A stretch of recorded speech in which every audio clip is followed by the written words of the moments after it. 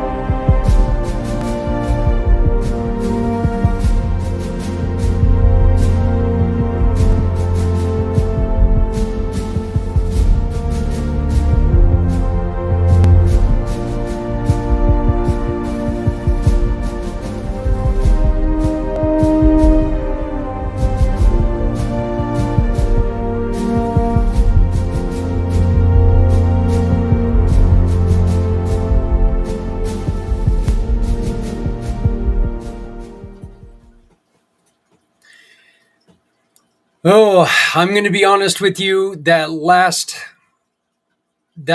segment was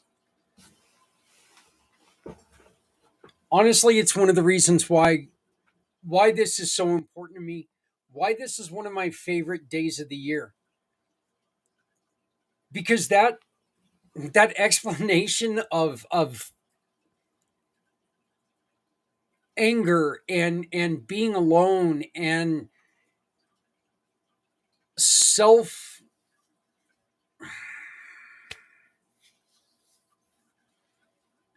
beating yourself up, just having so much self blame and self loathing. I'd love to be able to talk about everything else. I'd love to be able to talk about how we came together this year and we eradicated suicide. We don't have to worry about it no more because everybody lives in a perfect purple clouded world. I would love nothing more. But the truth is, until then, those those of us who have never taken that step towards suicide, we need to hear that because he's not alone. He's nowhere near alone. And it is just a sad fact that, you know what? Unless we get together and do something, there are going to be more people who are going to feel that way. And there's no need for look, that was scary to hear. Your life is too valuable to not just you, but everyone around you.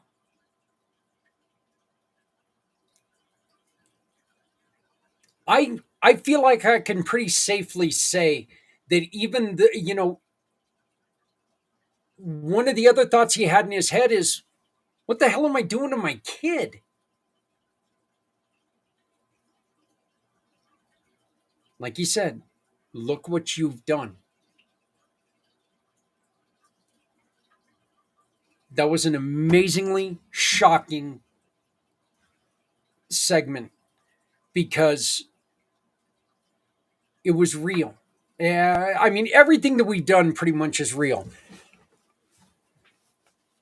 Every conversation we've had is real. Every conversation we're going to have is real.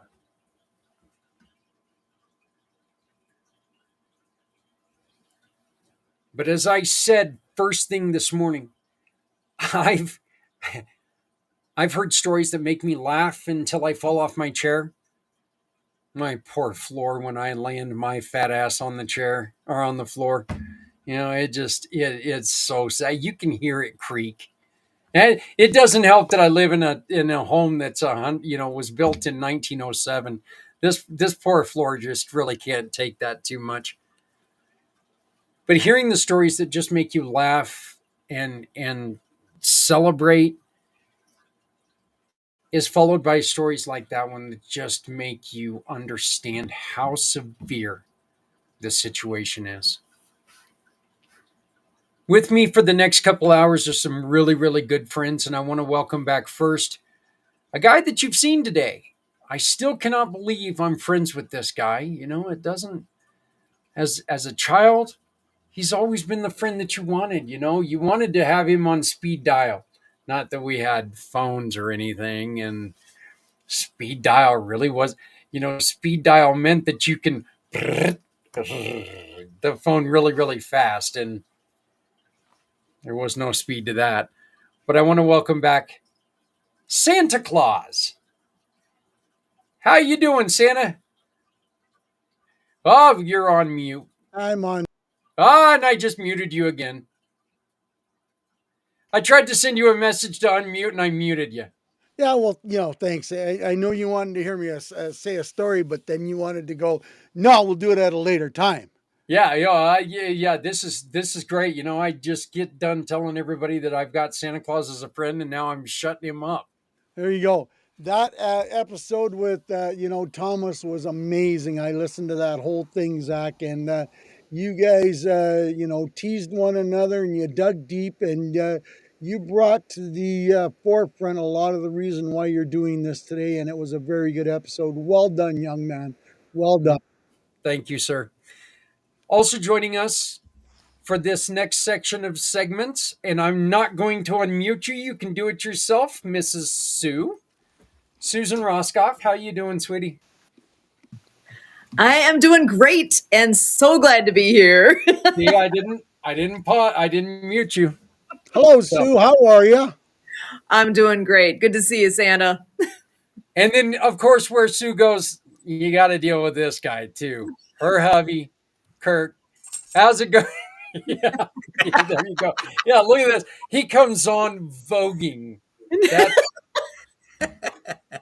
Well, he doesn't get out very often, and he has to. yeah. If I was Sue, I'd keep him in the closet more. But Well, we're going into the closet. That's a whole different, topic, Zach.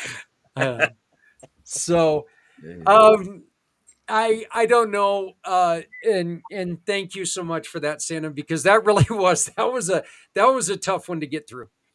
That really It was was. tough, and I could see the emotion on both your faces really stretching.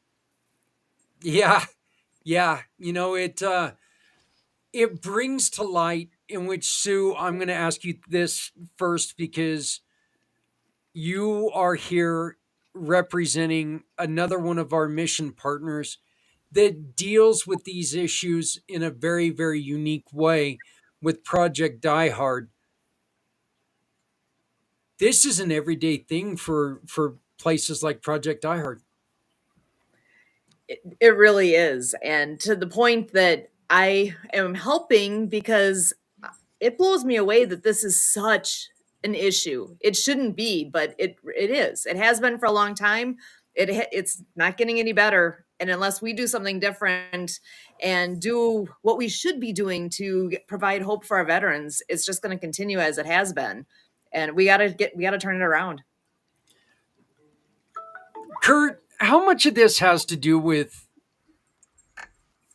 we've just become irresponsibly hatred towards each other everywhere? We really have. We've become a society of, we're no longer happy with our neighbors. We're no longer friendly with our neighbors. We're pissed because our neighbors voted for the other idiot. Yeah, there's a lot of that, Zach, and for this program, Healthy Heroes, I'll say this is where the heroes are coming through for us, yet again, because the nature of human beings is that we have this tremendous capacity to focus on something and put our attention to something, and we can go down a rabbit hole. So, I'm with a group that we get into Napoleon Hill's writings and the mastermind concept. And right in the book, it says you can mastermind for good and you can mastermind for not good at all. And so you're talking about that not good at all, place that society can mastermind. What this event to me, Zach, is about is to take our heroes, our veterans, our teachers, our first responders, our law enforcement, and to give people all around everywhere a chance to focus on what the human capacity can provide. So when you look at this issue, I have great optimism that through what you and Thomas were talking about, everything all day today, everything since you and I have met, that there's so much to track with. We can put this down the road so deeply and canvas our nation and canvas around the world in a way like the world has never seen before and give human beings a hope that we have never seen before. So I propose, and I've experienced this in the sport of water skiing. Sue and I got to a day 10 years ago where we were denied the opportunity to take a community member skiing that would be using our sit ski. And we rallied the next morning. We mustered ourselves the next morning as a family. we devoted ourselves to say that ought never happen again, that somebody has a chance to ski and a couple people get in the way of that darn thing. And we more than sextuple the access to the sport of water skiing with the Wisconsin Water Ski Federation. And the life lesson it taught me is that people have a lot of good in them.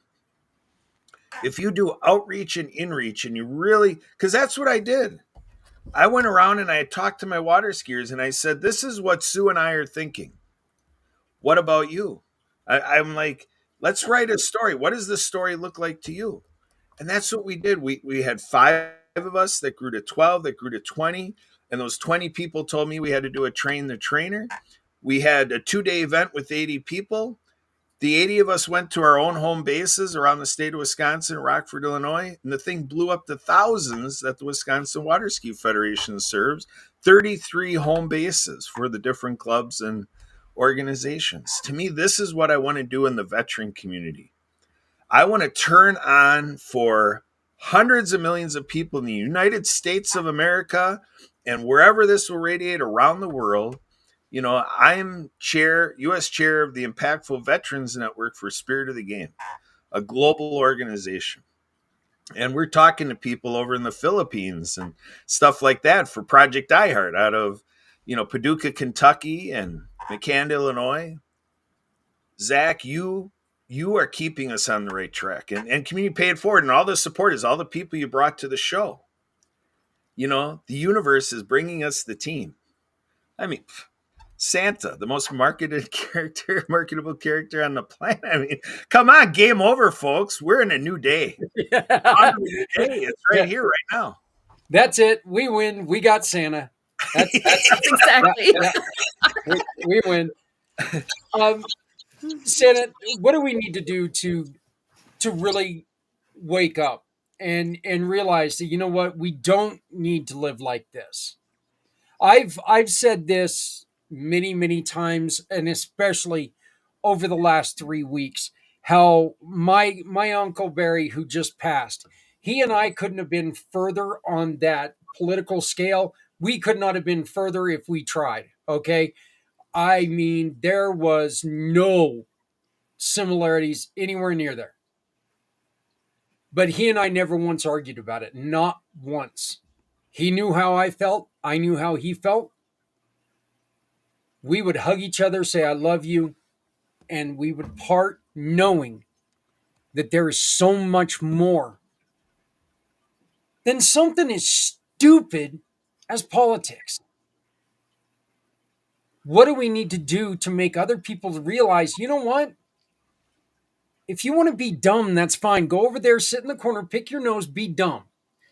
But leave the rest of us alone that actually want to care. What do we need to do to make this happen? Yeah, Zach, the last decade I've been going around, and I started speaking to this 20 years ago already, that, other people in the world taught me about, how people work and how communities work. And so it gives me a 6-point checklist. First and foremost is, like whether it's faith life or there's something in all of our lives that we reach to regenerate, whether it's being a druid or, a tree hugger or, doing Reiki or, whatever it is. Everybody's got the thing that helps us get this energy, and we all have a source and a purpose that drives us and can move through us if we allow it. And then service, your whole organization, Community Pay It Forward, and what we're all doing together. We're being of service. Everybody on the planet wants to be in this space. And to do it, it opens up the educational space. This is edutainment. You're educating while you're entertaining. And so you're talking about politics, which is in this government philosophy, ideology space, which is a little fickle, and we're looking at what we're doing as citizens together. And you make a good point. We can go for driving unity for our citizens and transcend this political barrier.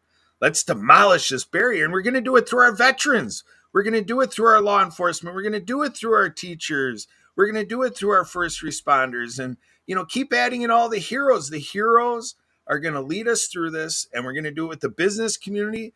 Everybody gets Santa approved. Here you go, Santa. Santa, check out this message. If Santa says we need to take care of our veterans, you best believe we need to take care of our veterans. There we go. That Let's is So, Santa absolutely Claus. There correct, we go. Jeremy. Absolutely. again, we win. We've got Santa. Done. Well, the reality of it is we shouldn't have to get Santa involved. This should be an automatic, let's look after them. They did not, and I say this all the time on whoever I'm talking to, they did not hesitate. You did not hesitate to sign on the dotted line. Why do they have to come back and be treated like second-rate citizens? Not acceptable. We need to change the status quo on the way they are treated, the way they're looked after, the way they're dealt with, if we can put it in that kind of terminology, that yes, there has to be standards, there has to be protocol, but there shouldn't have to be 5, 10, 15 years of waiting on a waiting list to get approved when you got no arm that says, well, you're not disability, you're not disabled. Let's crack open the skulls. Let's open up the reality. And, let's give the veterans what they deserve. Hello, Tom. Welcome to the show. I would like to say it again. And real quick, you can see the QR code up in the corner for Project Die Hard. Project Die Hard is another one of the wonderful, wonderful mission partners of the Community Pay It Forward family. What that means is very simple. 3 easy words. 3 easy words. Shop, click, and pick. And I almost used the wrong finger first. I don't know who else almost caught that, but I damn near used the wrong finger first. So that would have almost been, I muted Santa Claus and flipped everybody off in the same segment. I think someone needs a nap. It's not that you've been doing this for 3 or 4 hours either. I definitely think someone needs a nap, but shop, click, and pick. Okay, you shop with any of our partners, and this list is continuing to grow. All right, these are people who are simply going to give Community Pay It Forward, my company, a referral award. You make a purchase from them, they give us $10. And then what we do is we give up $7.50 of that $10 to organizations like Project Die Hard, because they are out there to improve things. They're out there because things need to be improved. They're out there because this has to be there. It needs to be there, and it needs to be there now. It needed to be there a long time ago, but things are things, right? That's just the way it is. But this is one way that you can really support organizations like Project Die Hard. We need the right people in the right place to take care of those who need help. You're right, Thomas. You're right. Yep. And then again, this is one of the programs that he'll be bringing together in March to change the way the way things are done. That's great to hear. That's right. Thomas is part of the Kurt crew, isn't he? Mm-hmm. Yeah, he was with us not that long ago. On every Monday night, we do Project Die Hard Mission Monday update. We have a podcast every Monday to keep everybody in tune with what's happening on Project Die Hard, and we love to feature someone or something in the process. And Thomas was kind enough to join us recently, and love him. You are amazing, and which you obviously know after having him on with you here in that last segment. You guys are the conversation was outstanding. Yeah. Well, like I said, it was just a conversation that needed to happen. And it's a conversation that, you know what? It's hard to have. That's a conversation that was really hard to have. I want to ask you guys the question, and Sue, we're going to start with you. I'm going to ask you the question first that I asked Tom. And what do we need to do without forgetting, without sugarcoating, without hiding the fact that we've got homeless vets, that we've got starving vets, that we've got vets in pain? What do we need to do to start pumping up some of the good things that are going on. Some of these vets that are getting through school and changing the world in a positive way. Because by God, there are a lot of them out there.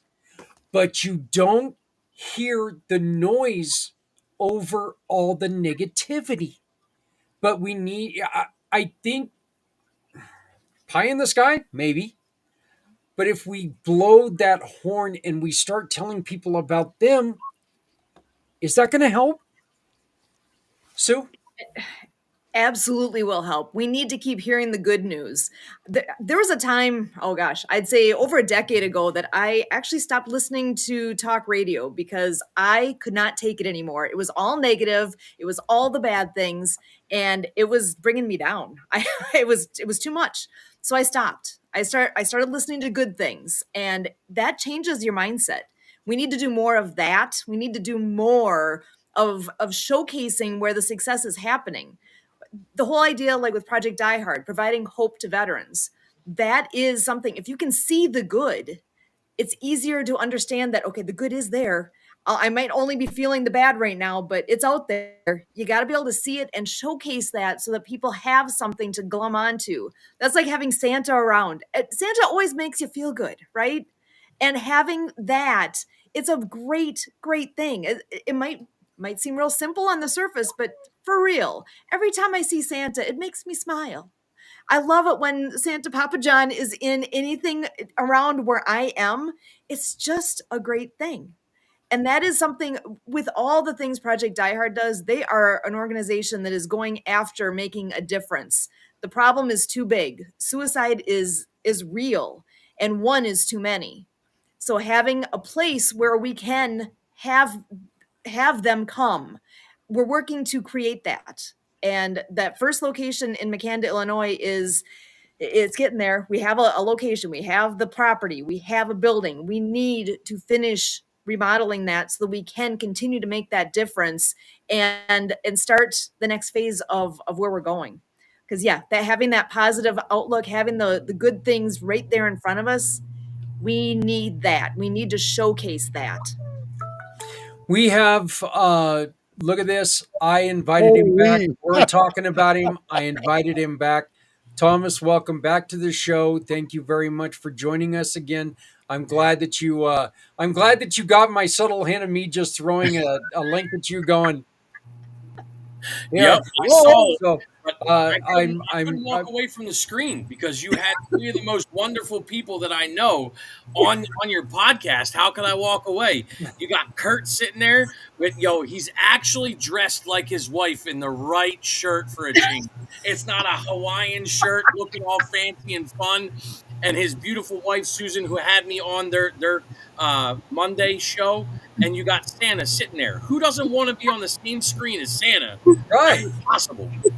Yeah, I mean, like come I on, said, We got three amazing people sitting here. Thank you so much for just sending me that random text so I could, join you. Well, we only talked about how to you for follow the first orders, 10 so. minutes and you weren't getting the hint, buddy. It's like, do we have to write it out in telepathy or what and say, hey, buddy, you did an awesome job. You had an awesome sense of, you guys were really clicking there, Thomas, and it was an amazing session. And hopefully, you did the old proverbial, I'll take Kurt's word, knock on wood, that, maybe you hit the nail on the head for a few people, and maybe you're going to open up some eyeballs and some earballs to listen to what you were actually saying and saying, there is a way to get out of this slowly and steadily, but we have to all be part of the picture.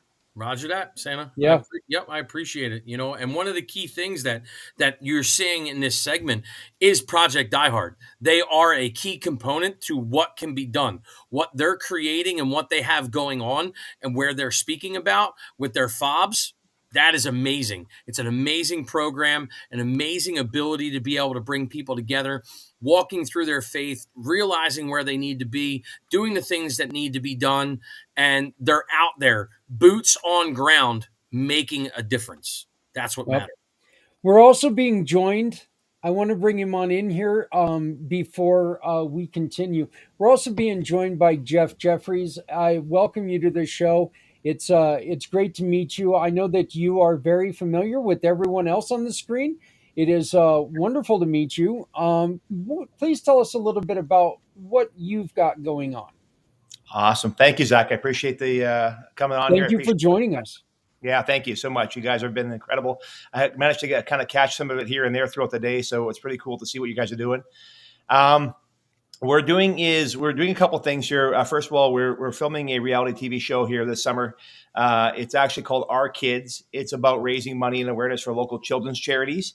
That's the objective. So if you look at, we're starting that this summer, and then next year. So that's going to go for 4 years. We're going to capture every single state. And we're going to capture a charity in every single state. And then the next year after that, we're doing Our Vets, which would be the exact same thing. It's about raising money and awareness for local veteran charities. And, we look back, the reason why we created these shows are because of the fact that we recognize that, look, the government's not here to help us. We know that. Corporations, banks, the big guys are not here to help us. The reality is, if we want to help, we have to help ourselves. And by growing a large network of people and growing an army of people, is what we're kind of aiming to do. And the reality is there's a lot of problems. And once again, too, we're starting off with our kids. The simple reason is because of the fact that, look, our generations in the future need fixing. We gotta go back. It wasn't like when we were kids growing up. We had a very safe environment. We just were kind of sheltered, and we didn't have to deal with all this garbage. Social media, of course, is a major problem to all that. But the reality is that once again, there's no one out there to help us. And there's a lot of kids that need help. And there's a lot of great organizations right now in every single state that are doing things to help kids in a variety of different matters. And that's what our objective is, to basically just kind of show the awareness part. Tell America, look, guys, this is what the problem is. And maybe you didn't know this, or maybe we didn't want to know it, but here's what the problems are. And more importantly, here's how we can get involved. And that's the key thing. And we're starting with our kids. And then, like I said, and that's going to run for 4 years. We're going to hit every single state. And then we're going to actually go to the veteran side of things. Because once again, too, we all know that our veterans are not taken care of. They were sold a bill of goods that when you sign up and protect our country, this is what we're going to do for you. And when then they're out, they're out. And there's a lot of great organizations out there in every single state that are there to help us and to help not help us, but help the people that are out serving our country when they're all said and done. And government's not doing it for us. So let's take care of it and do it ourselves. But once again, if the awareness is there, then it's a different story. We know what the problem is, and we know we can help. And maybe sometimes it's not just money. Maybe it's the volunteer aspect. Maybe there's a different components of it, but we don't know what the problem is until we're told what the problem is. And that's the purpose of the shows we're doing here. So. Yeah, and see, to me, I think that's one of the funniest things about this is it's not, look, this isn't a problem that's hidden anywhere. It's not like this is something that's locked away in a safe and only a few people know about it. And not only that, it's pretty apparent on what needs to get done. And Jeff, you're right. And one of the reasons why we say no one needs to go it alone when we all come together is because you're right. The government's not going to come running saving our asses. They're not going to do it. Yep. Without this thing that fits in their pockets being lathered first, it's not a problem. If if it doesn't fatten their wallet, it's not a problem. Okay. Yeah. And Santa, get the call ready because I'm going to say something. So get the call ready. One of the things I like to, one of the things that I love about what you're doing, Jeff, is I have a statement that I love to say, and it's, I love my kids. Yours, not so much, but every kid deserves a chance. Yeah. Because every kid is going to fail unless we give them a chance. Yeah. We hear so often how, these kids today, they don't know how to work. What the hell were people saying when we were younger? The exact same thing until we asked them to help. Yeah. But Zach, it comes down to that famous C word, communication. Yes. And there seems to be a lot of deaf ears and a lot of flapping mouths that nobody's saying the right thing. And more importantly, nobody's listening. So how do we change that narrative? One person, unfortunately, it could come down to one person at a time. But with what Jeff is doing and Thomas is doing, and of course Kurt and Sue, we can maybe change that to maybe 5 a day, but still that's a lot of brain cells that we have to change so that they understand that there is a bigger story out there that maybe they don't want to understand, maybe they don't care about, and maybe they don't really want to know. But the fact is, they need to know, they need to understand. I don't know if it's just me, but maybe I don't. I heard you introduce Jeff, but what is it that you're doing, Jeff, and bringing to light about the kids? We're an independent TV production company, and we're basically producing reality TV shows There we go. and that have a community based concept. Like we want to serve our Awesome. community. It's not about creating the next Jersey Shore or the next whatever. That's that we don't need that type of stuff. We Right. need community. We need communication. We need education, and more importantly, we need to bring our people together. That's And amazing. yeah, so we're starting off with our kids because that's once again an immediate need. So let me back up. They're all immediate needs. They absolutely are. But by starting off with the our kids component is, look, everybody can say, well, oh yeah, maybe I don't have kids, and maybe it's like, well, I don't care, I don't have kids. Well, you do, because at the end of the day, you're an uncle and aunt, or you have friends that have kids. Everybody in our life has got kids, and even if you are unfortunately are not blessed to have kids in your lives, here's what's going to happen: is you walk outside and you find your car is stolen. There's a chance that it was stolen by a kid. Okay, and that kid could have been in a better situation, because once again, there's charities and organizations out there that help our kids, that do things for them, get them off the streets, get them off drugs, get them out of gangs, help them with to not be trafficked, all kinds of stuff that's going on right now. And that's what these charities do. But they lack the resources financially, and they lack the resources of us as a community. And that's the whole thing. It's about knowledge and knowing what the problems are. So anybody who ever comes out and says that, hey, that doesn't affect me, I don't have kids, it does affect you, because these kids are also going to be our future generations, taking care of us as we get older as well too. So we got to dig down deep, figure out what we got to do, help them out. And it's all about exactly what Santa Claus said. It was communication, it's education. And you know what? And sometimes it's not a lot of money as well too. Some of these organizations, there's a great organization in Las Vegas that I talked to. And so what they do is, they're part of all the kids are part of the food program for breakfast and lunch. They get taken care of through the school system.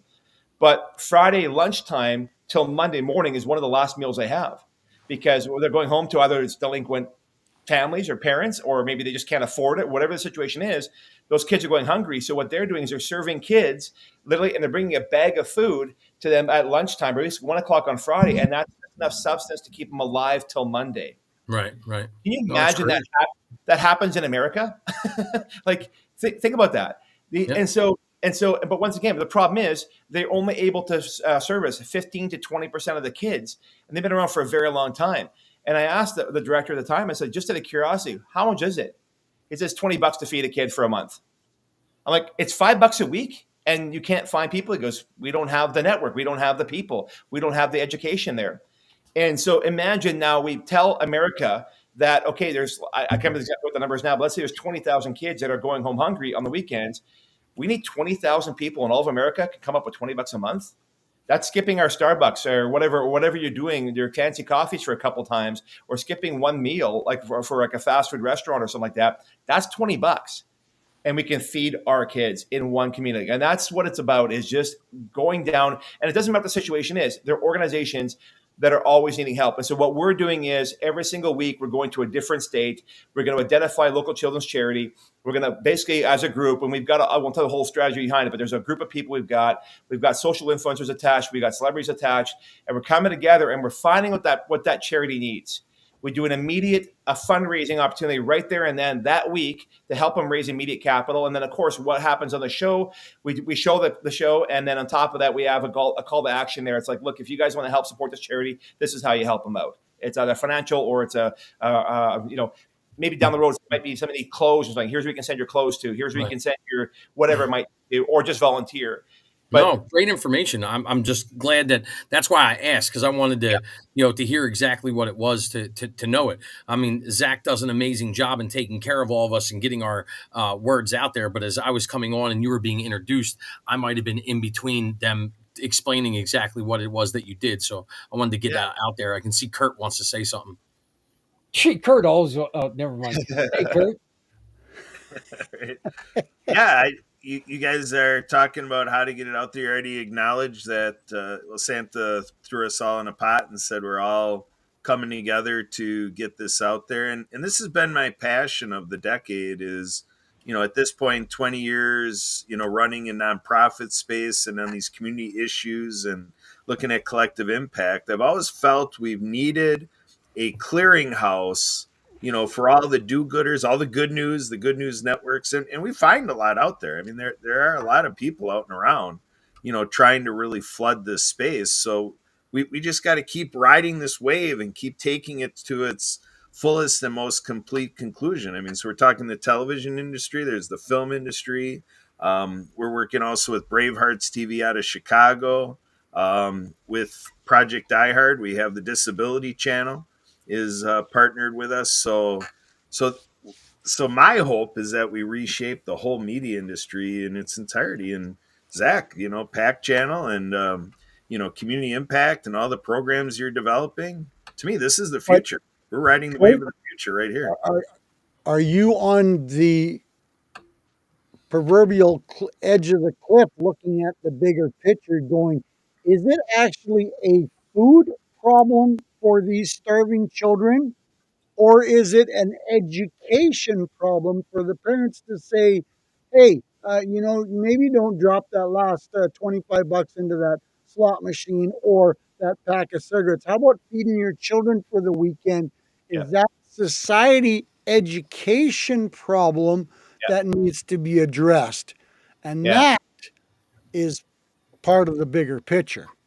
100%. It's actually it's all of that because and that's one thing. Like our whole thing always is about raising awareness and money, right? The money helps, but it's the awareness part. If we just kind of start ingraining in people's brains that hey, here's a problem, here's a problem, here's a problem, and here's how to fix that problem.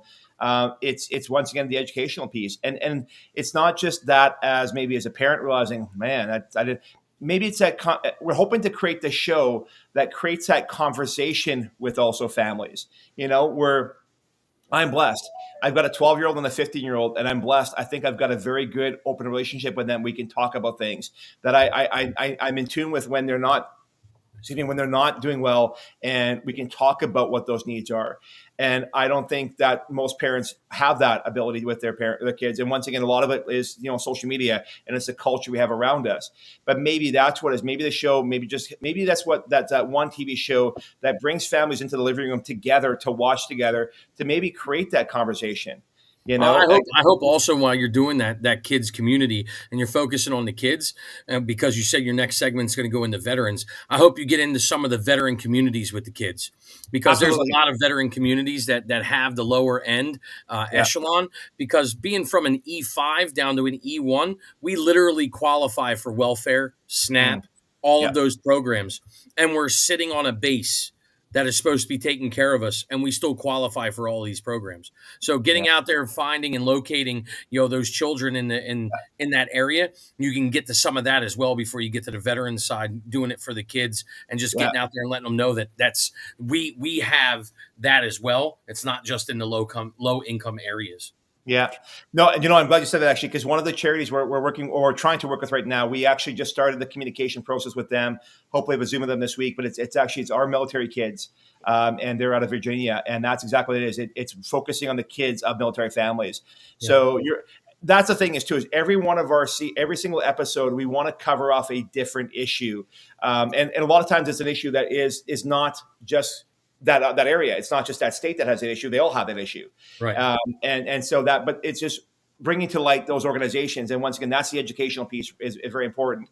And what also we're trying to do as well too is wake up America enough that, okay, so maybe you're sitting in Fargo, North Dakota, and you didn't realize that, there's kids going home hungry on the weekends because the school system. We're also going, wait a second here. Maybe is that a problem here at home? If it is, here's the organization in Las Vegas. Contact them. They're going to give you the blueprint on doing what they're doing in your state or in your city or in your town. And that's what it's also about. It's just, there's so much awareness part, there's so much educational part. And that's the purpose of the show, is just to get people to literally just shake it loose and go, let's get involved. That's the big thing about it. So very cool. Oh, it's I great. was just waving hi to Bridget. Me too. Yeah. Oh, okay, good. Hey, let me ask you this, Jeff. And this is one of the questions I love to ask nonprofits, because we all know money's king. Okay, you've already said the $20 a month. All right, which is astonishing. It's that low, Yep. and it's an easy. It seems like it would be an easier fix than it is. But what else can we do to further this along? What else is needed? Like, if there are people out there who, you know what, hey, let's, it's astonishing low, but let's be honest right now, $20 a month to some families is, Yep. yeah, Yeah. Can make a difference. yeah, Do you know what's powerful is, when you look at America, the amount of open communication we have is astronomical. Everyone's got podcasts. Look what we're on today. Okay. We're not owned by a network, right? Everybody's got a voice on social media. Everyone's got a voice. And Mhm. that's what it is. It's the education part, giving everybody a voice. So even if you've got 100 people on Facebook, great. Get behind that local community and just tell people there's a problem. So you're absolutely right. To a lot of people, $20 is a lot of money. But can you at least just drop it on social media and say, hey guys, there's a great organization here. They're looking for $20 a month from you, to help feeding your kids in our community. Maybe that's what it is. It's once again, that's the awareness part. It's always raising money and awareness. Awareness, I can't emphasize, is I would say almost more important than money, because the way we do things as a TV show as well too. Now we're a so-called for-profit venture as a studio, but money's the byproduct of our service. That's what it is. So if everyone else can be out there for service, money we make on our side is the byproduct of what we're doing as a community. And if everyone had that concept, instead of saying, what's in it for me? How do I make money at this? It's not about that. It's okay, what can I do to help somebody else? And if you happen to get monetized afterwards, great. And the best part about it is, as a TV studio, we want to be monetized. We want to make money, because that's going to allow us to put it to the next projects, which is going to be the ArtNets, which is going to be, we've got so many different shows out there that are based around real people. We're not taking celebrities. We're not trying to, show what the next celebrity is doing in their, their family vacation, whatever the case might be. It's about the real people. And that's why we also utilize social influencers, is because they're real people. They have a real following of real people. So the awareness part is so powerful. And that's what it is, just getting awareness out there. The awareness that you're talking about is great, because Susan and Kurt do the same thing in their program. What they do for Project Die Hard, like you see up in the corner, don't forget that QR code's there. But getting the awareness that they take to the information highways that you're talking about, because Kurt is all over social media, networking, doing things, talking about Project Die Hard, getting out there. Susan's putting out the podcast, doing those things, getting those things done. That's the important side of where they're getting their awareness out, because this project literally does so much for the veterans on every level and every aspect, from the individual to the family, to getting them where they need to be, the transition, getting them moving forward. So, the way that you're talking about doing this and interviewing and getting the kids out there, when you get into the veteran side, I hope you come back to and double tap on Zach and get involved in these organizations that he's talking about. Sounds phenomenal. Yeah. And see, Jeff, the one thing that I do, I agree with you, because we're also a for-profit company. Community Pay It Forward is a for-profit company. I do that because, you know what? I can support more organizations being a for-profit company than 100%. I can as a nonprofit. They cannot tell me, no, you cannot support Project Die Hard and Chris P's Pig Rescue. Right. Yeah. They can't tell me that, because, oh, yes, I can. I can. That's the way rules are set up. But we tell people, I love to give this example, okay? I've got one thing on my bucket list. I'm kind of a boring guy with this, all right? No, you don't. You got at least 3 or 4. And and my bucket list is very simply, I want to take my kids, my grandkids, and I'd love to go on the European Castle tour. There you go. Okay? And if I'm doing that by giving away 75% of everything that comes in, imagine how many people we have helped. Of course. That's right. You know, and it's really quite that simple. It's not about, oh, imagine how much money we've had to make. No, how many people we have helped. Yeah. Yeah. 100%. No, it's, but once again, too, that's where it goes about the awareness part. It's about creating, and I always say it's creating the army of people. You know, we all have. You know, here's the thing: is kids. We all have kids in our lives. Yes. Veterans. We all have veterans in our lives, and whether you don't realize, maybe you don't even know somebody, the reality is you are where you are because of what the veterans have done for our country, Yeah. right? So that's the key. So anyone can say, "Oh, what have they done for me?" Well, look where you live. You look at the things you have. You know, you wouldn't have Look these at types the freedom you're enjoying. That's right. 100%. That's right. And that's where the awareness part goes again. It's just, you know, the awareness part is, and you know, and part of, and once again, one of the cool things about the show is as well too, is that we get to talk to veterans of what it means to them for them to serving. More importantly, what does it mean? What happened to them when they came back home? What kind of treatment did they get? And more importantly, it's just, you know, the why. Why did you do this? And you'll start hearing about their stories. And it's like, I talked to a few people. I've got a really good friend of mine who served for 20 years in Las Vegas. And he actually doesn't want to talk about all the stories because some things are just really too tough to talk about, you know, and that's something we should be talking about, you know? So that's the whole thing. It's just about communicate, getting awareness out there, getting people involved, and just having the discussion, because we can't rely on the media to do this for us because there's an agenda somewhere else there. Our agenda is one thing: build a network, build a massive army of people, and we take care of our own. Network is absolutely what Kurt does constantly all the time. It's what I do constantly all the time. It's what Santa's doing all the time, is building the networks, getting out there. It's what Veteran Biz Connect is all about. So you talking about, you know, network is exactly right in my wheelhouse. You sparked me and got me to, you know, jump in here and talk about it. I hope it's something that we can do. Networking, Jeffrey, that we can talk about after this. You know, I'd love to get connected with you and talk about where you're going and who you need to get connected with and all that in the veteran world, because it's all I do. It's everything I do. It's where I love to be. Zach knows it. Kurt knows it. Yep. You know, Santa knows it. It's where I live, dedicate, and provide all of my time, you know, along those lines. Amazing. Yeah, and I'd just like to bring up the point that, you know what, it's not one side or the other that's got this right or got this wrong. It's not one side or the other that's got an agenda. Neither side, as we've said earlier, neither side is going to come running to our, our aid. Yeah. We need to work together. We need to make sure, as a collective, as a community, if you will, we need to make sure that we're taking care of each other. Yeah.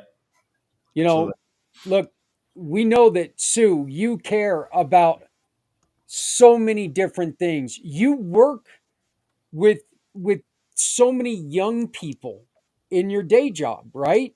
I mean, you get to see some of the people that get forgotten every once in a while and get written off. Yeah. What do these kids say when they, you know, how is their attitude when they feel like they're just, there's nobody there for them? Boy, that it's tough when you have kids who are trying to figure things out. I work at a university full time, and it's actually that's one of the most rewarding things for me to see where they start, where they finish, and it's a choice to go to college. It's a choice to go into the military. They are starting from somewhere, and everybody has their own struggles. And I think that's one thing that often is missed and forgotten, that we don't know what somebody else's path has been. We don't know what they've been through. We can't assume that just because, you know, maybe they come from a well-off family doesn't mean they've had the easiest ride along the way here. There is no way for me to know what their path has been. And that's where I want to be in that position where I can help people see things in a different way and to see things they haven't noticed themselves, because that's where a difference can be made. I'm not going to live long enough to learn everything all on my own. I'm not going to, I can get hints from each of you, and that's where this happening and this being a piece that we can share out there, people can learn quickly from a lot of different aspects, and I think that's super important that we're able to give that. You know, one of the things that you said that I think is really important is you're right. We don't. It doesn't matter if it's a kid that comes from privilege and had everything that they were growing up and didn't want for nothing, or if it's a kid who could, mom or dad wasn't around. Maybe mom had to work 3 jobs because she was a single mom. You can't tell which one's going to be a screw up, but they're both going to be a screw up if we don't give them a chance. That's right. Yep.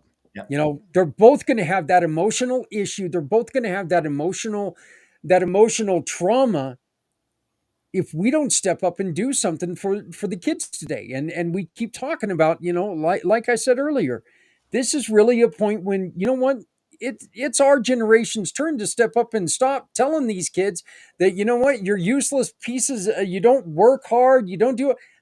No, that's not the truth. The truth is this: they found a easier way to work. It's called AI. Okay. They've come up with other things that, you know what? It wasn't around when we were younger. Okay. Let's be honest. There's not a single person on this call right now that when we were a kid, we wouldn't have tried to use AI in school. We would have done everything we could do. We would have been AI in the hell out of some of those things. Well, So for Kurt, he had to get over the rocks and the stones, yeah. Kurt, Every single one of my book reports would have been done by AI. oh, you better believe it. You know what, though, Thomas? I probably would have screwed up and still turned in. I would have asked it to read the wrong damn book. So How do you use AI, in Kurt's case where you have to chisel the stone to write the page? Oh man. Yeah. Kurt's excuse would have been the Brontosaurus ate my homework. Yeah, right. I love how Santa's calling you older. Yeah, right. That It's is- Our form of Said AI. one shoulders, Thomas. Thomas, we got to gang up on him. He hasn't introduced us to Jeffrey before. So, that sounds like Jeffrey for both of us could be a good connection that we need to spend a little bit of time with Jeff. Absolutely. So Santa's trying to avoid picking on anybody else, so he picks on Kurt. Can't the do truth that is 'cause he's that- ready to fall asleep. Yeah, the truth is, Kurt's a great guy. Okay, He's a great guy. He's just so damn easy to pick on. I'm like a tree, I'm like a fruit tree. Keep picking. So, I could say something, but I think yeah. It's not that kind of podcast, Santa. I don't know the way things are going. Maybe in an hour or two, but right now we're going to try to keep it friendly. Absolutely. Hey guys, we need to take like a real quick 5-minute break. I don't know, nature and that whole thing. So I've got a video here on a couple of the ways that people are finding help in a couple of the different procedures that are out there.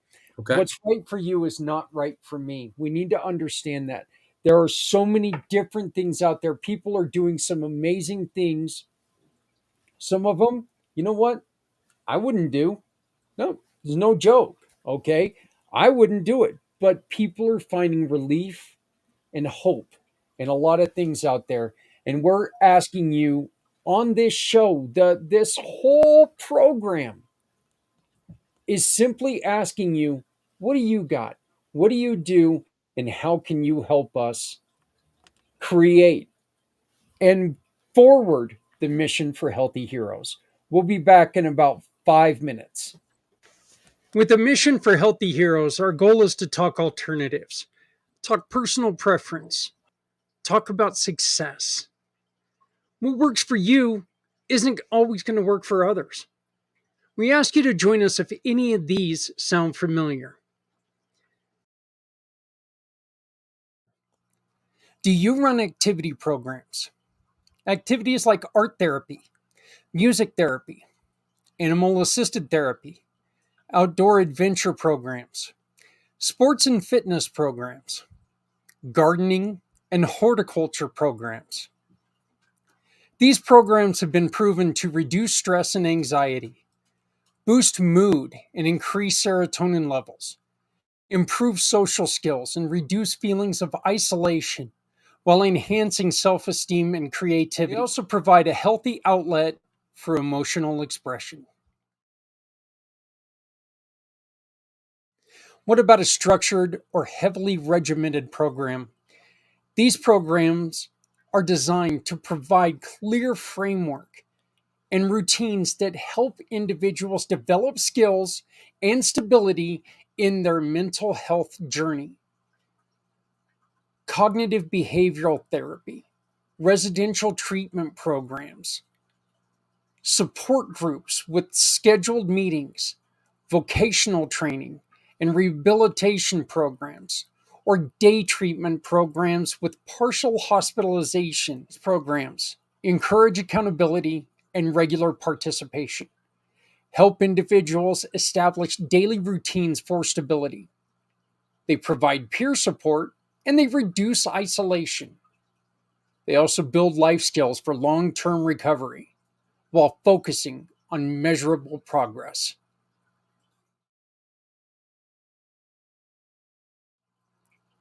This next one comes with its fair share of controversy. Safe, controlled psychedelic treatments. These treatments use psychedelic substances in a controlled environment under medical supervision to address mental health challenges. Psilocybin therapy, MDMA, ketamine therapy, LSD microdosing programs, in therapeutic or ceremonial settings. The benefits are vast, including allowing patients to process deep-seated trauma. It improves emotional insight and understanding. It reduces symptoms of anxiety, depression, and PTSD. And it also promotes feelings of connection and empathy, while catalyzing long-lasting behavior and emotional change. Our final example for this video is mindfulness retreat programs. Mindfulness retreat focus on deep relaxation, meditation, and self-awareness, often in serene and natural settings. Silent meditation retreats, mindful movement retreats, nature-based mindfulness retreats, healing wellness retreats, and mindfulness for trauma programs.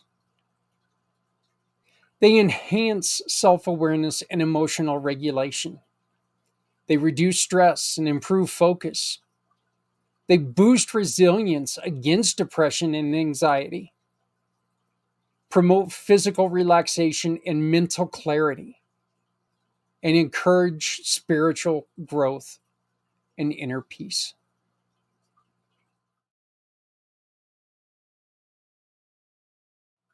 Is there something missing from this list? Tell us about your program and all the good that you're doing, working to support our heroes and their battles with mental health difficulties. If you scan the QR code below, it allows us to discuss how working together will help so many. Please join us on February 22nd for Mission for Healthy Heroes. Healthier tomorrows for our heroes today. You know, Thomas, he just got up and ran away. Closing the door, not running away from you. Okay. Thomas, one of the things that I talked about in that video that I would really like to ask you about is, and you mentioned this in our one-on-one conversation, and please, if anybody's got questions for anyone, we lost our Santa Claus, but if anybody has any questions for anyone, please feel free to ask. When I was doing this study, there was talk about ketamine treatments. Mm-hmm. That's something that you were treated, they were giving you. Do you see that as a possibility for good for others, and it just wasn't right for you? Am I off on that? Because I really do think that, you know what, like I said earlier, it it's not for me. If it worked for you, you be you. Zach, I'm going to be 1,000% transparent and honest with you. Every single thing that didn't work for me doesn't mean it doesn't work for my neighbor. Everything that did work for me doesn't mean that Kurt isn't going to have adverse reactions to it. It's just different makeups for different people. So if you're not open and willing to try it and go down it, you're never going to know if it helps.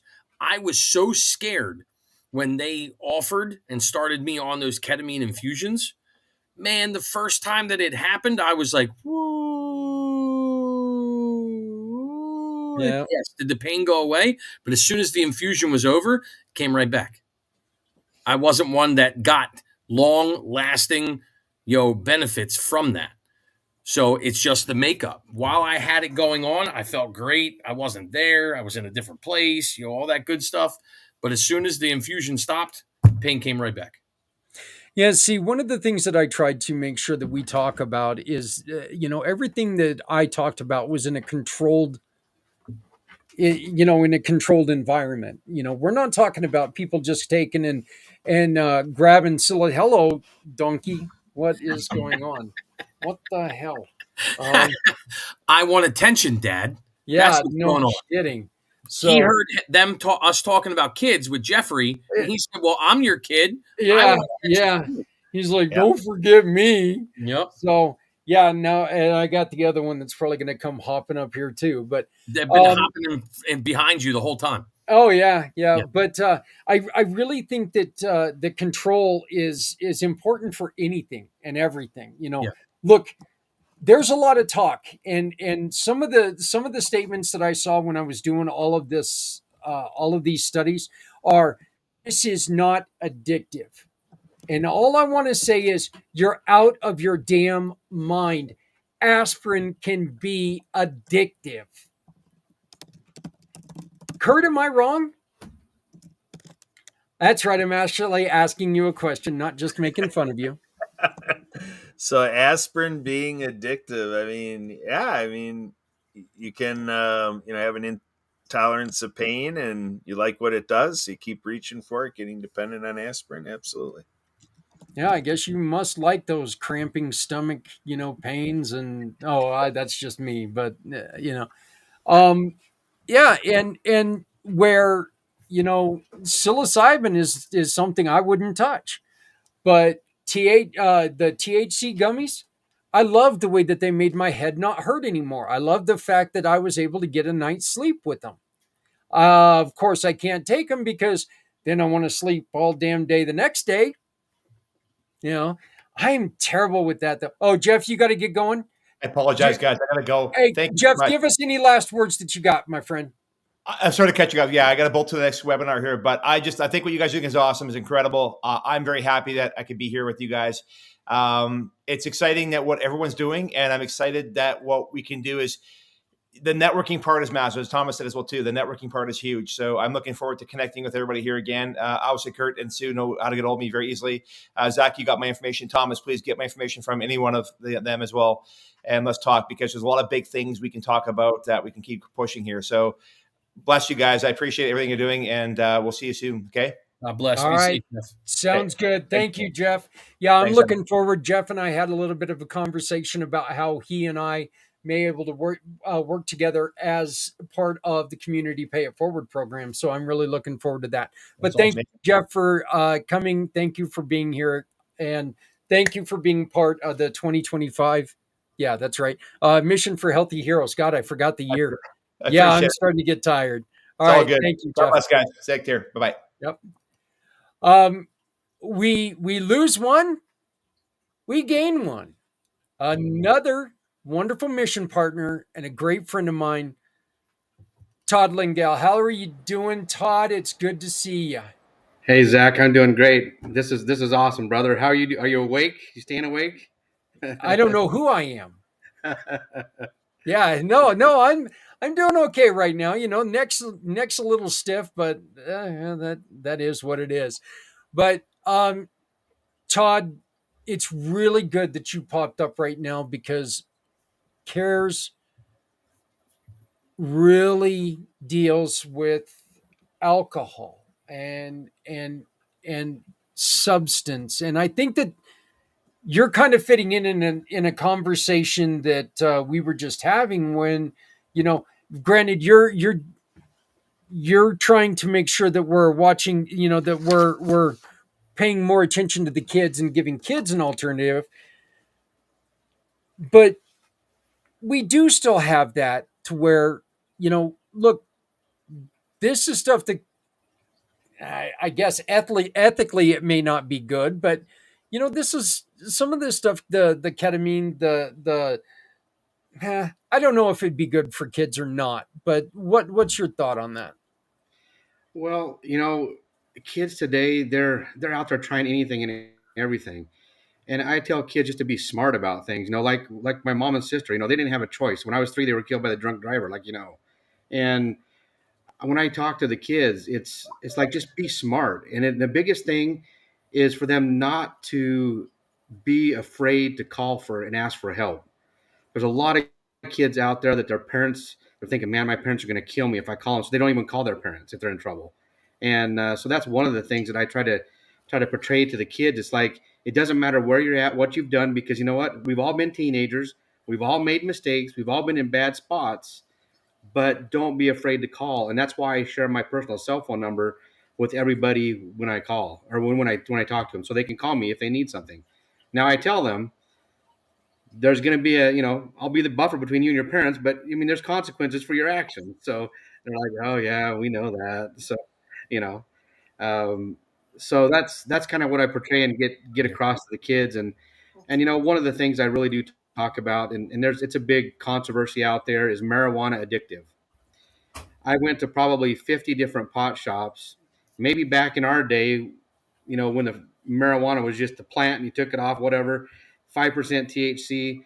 Well, now it is addictive. They're adding the different things to them, and to make it addictive, it's called dabbing. It reminds me of a little a jar of boogers. It's what it reminds me of. if you jarred your boogers up, and they'll take that, and that can be up to 95% THC, and that's frying a kid's brains. Yeah, yeah, it, yeah, THC was one of them that I saw in the report. That, it's not addictive, and I'm like, yeah, you're full of shit. Yeah. Just to try to put it politely, you're wrong. But like I said, you can be addicted to anything. You really can. You can be addicted to, look, gambling. There's porn addictions. There's so many. It's addiction is not. It's not. It's a feeling, Zach. Yeah. It's a feeling of the need, the feeling of the feeling, and it's the feeling of, I don't want my life without this. This is what it is.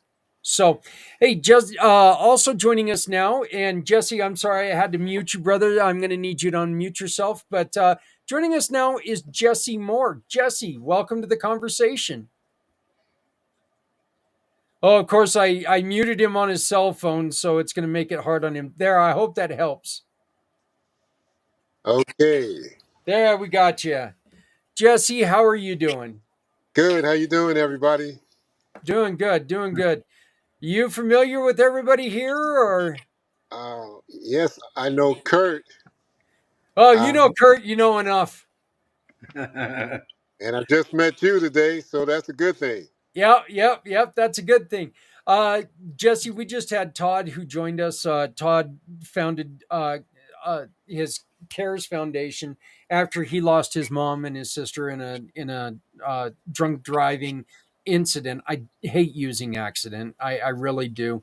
I don't believe in accident is the pepper shaker lid coming off because you put it on sideways. You drink too much. That's not an accident. That's a choice. Jesse, can you tell us a little bit about yourself, please? Okay. I am the co-founder and a co-creator of the Veterans First Initiative, a something that was put together to meet the needs of veterans. Um, this was created with another veteran named Angie Tournay, who was a female veteran. And so, in our conversation, I asked her about the things, the challenges that veterans are having. And so, she shared some things with me, and so we both came up with what is called the Veterans First Initiative. I'm also the planning strategist for FANA, which stands for People for a New America, and just looking to do some things to make a difference in the lives of people. Sounds a lot like a conversation we've been having for the last, what, 20? I guess it hasn't been 20. Damn. I was trying to get out of this a little early. Past couple teen hours, we'll just say teen type hours. But so, Jesse, what are some of the things that you're doing to try to make a difference in people's lives? Okay, well, right now we are partnering with a team of people. One of the areas that we're focusing on is to provide a gift card to be able to help veterans in need of food, in need of clothing. And so, with Kurt and from the music festival that we did, we have been coming in contact with various individuals who have expressed their interest to join us, in this effort. And so one of the focuses is the gift card that um, we will be able to work with various partners from people such as Walmart, Target, Kroger, Amazon, just nationwide uh, organizations or companies that would want to partner with us to be able to create this gift card to be able to help veterans and provide something for them in an expedient manner. And so that's our one of our target things that we're going to be doing within the first 1 to 3 years. We are also in the process of planning a telethon for May 3rd, which is going to be utilized to help money toward the gift card, also to help the Disability Channel, which is working with Jay Stone out of Toronto, and also with a project that Kurt is involved in Illinois. Jesse, I'm going to ask you a question, and it's because it's a question that I get quite often. It's a question that annoys the hell out of me. I'll be honest with you, but I get it all the time because I will ask people if they would help Community Dare to Care by donating, a $5, $10 gift card to, so people can get groceries and people can get fed. And I don't know how many times, every time I ask, well, how do you know they're not going to use it for alcohol? How do you know you're not going to?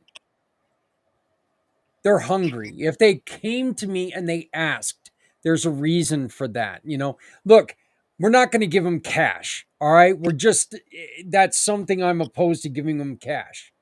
I'm not going to sit there and babysit them as they walk into a Walmart.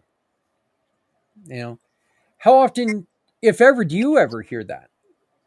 Well, I'm a deacon at West Kansas Church of God in Christ. Been a deacon for over 30 plus years, and so I encounter situations like that all the time. And so, in certain situations, what I'll do is I will personally take them, whether if it's like, for example, if it's food, I will take them shopping and say, look, I'll give you X amount of dollars. Let's go get something that you would like, and I'll take care of it in that manner. If a person needs gas, I'll go with them and put X amount of dollars worth of gas in the car. So I try to use wisdom in certain situations, and like sometimes you just have to trust that they're going to do the right thing.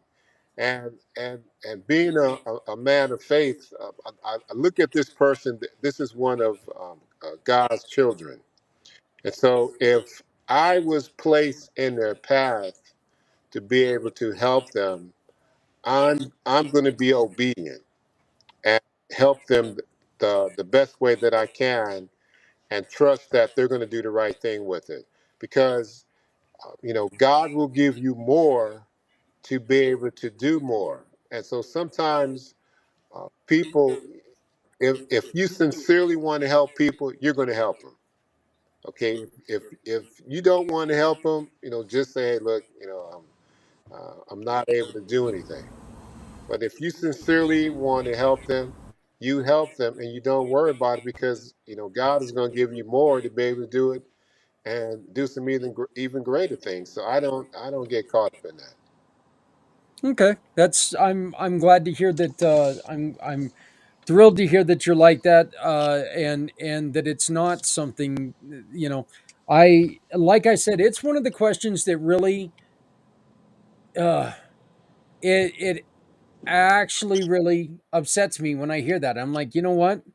I'm not a babysitter, and the thing is, my mission is to be out here and support people. I want to support people, and that's what we do with Community Dare to Care. We take and we give away food, clothing, housewares. People donate to us, we give it away. We don't sell it. you know I don't like shopping with my wife. I don't like shopping with other people's wives, so we're not going to sell it as they're sitting there doing that. I'm going to say, hey, you know what, if you need it, come get it. If we got it, it's yours. If you can leave a donation, leave a donation. If you can't, don't. It's not that important. We have a saying that it's, if you have an extra hoodie that no longer fits you, put it in your car. Don't take it to a thrift store. Find somebody in the community that's struggling with the elements and put it on their back. Hand it to them. They need it. If you make too much food one night, throw it in the old hillbilly Tupperware. Take it to somebody who's struggling with food. It means absolutely nothing to you, but it means everything, and it could mean their life. We need more people Absolutely. like the 6 people who are on this screen right now to think in that way. That, look, money is important. Money, support, money is all important, but there are so many other ways that we can support each other and support these other programs. Todd, I got a question for you. I almost feel like we skipped over you, and I absolutely did not mean to, but tell me about the experiences you've had dealing with youth who have parents who are maybe deployed. It's one of those things where you see kids that almost they it's almost like you see them with a loss. When I realized my mom and sister were killed when I was older, it's almost like these kids are feeling that loss because they're not really being able to see their parents, especially if it's a parent that is like special forces that don't get to be on a telephone call because they're out in the field all the time. Um, it's just one of those things of being sad, but it's like just remind them that hey, it's gonna be okay. You know, and thank them because their parent is out there fighting for our country, and so and let them know they're a hero. No matter where they're at in location wise, and so make them, I think, feel a part of that, and just don't just go on. Oh, your dad or your mom. Oh, they're in the military. Make them feel special. I think that's where we forget today. Um, and I do this to police officers. You need to thank everybody that's actually helping our country, whether it's here or overseas. And that's uh, something that I see when I'm talking to kids, whether they haven't seen their parent in a year and a half, whichever way. Yeah. Yeah, Irene, we've been talking about that quite a bit, actually, about how, we losing a lot of faith in the government here as well. Well, lost a long time ago, not losing. Yeah. Thomas? Oh, okay. I was just Yeah, going to say hello and welcome from yeah, Tokyo. That's a heck of yeah. a far distance to be watching and being a part of the show. Hey, Thank you you for know what? being here, man. Irene has been with us for 4 years. She started watching the first year, and I'm glad to see that she's joined us now. So, Yeah, it's but great. yeah, Irene's been a follower for quite a while, so I appreciate that. Um, so Jesse, what are some of the things that you really need support with? What can we try to get together as a community and help you do? Obviously, collect some gift cards, but what are some other things that we can do as a community to try to further your efforts? Well, I look at working with organizations that are able to provide services for veterans and that sincerely want to help them. And so I'm looking at building solid relationships. So as veterans contact us, we'll be able to refer them to resources and services so they can get the help that they need. And so we're at the beginning stages of what we're doing, but things are moving at a very rapid pace.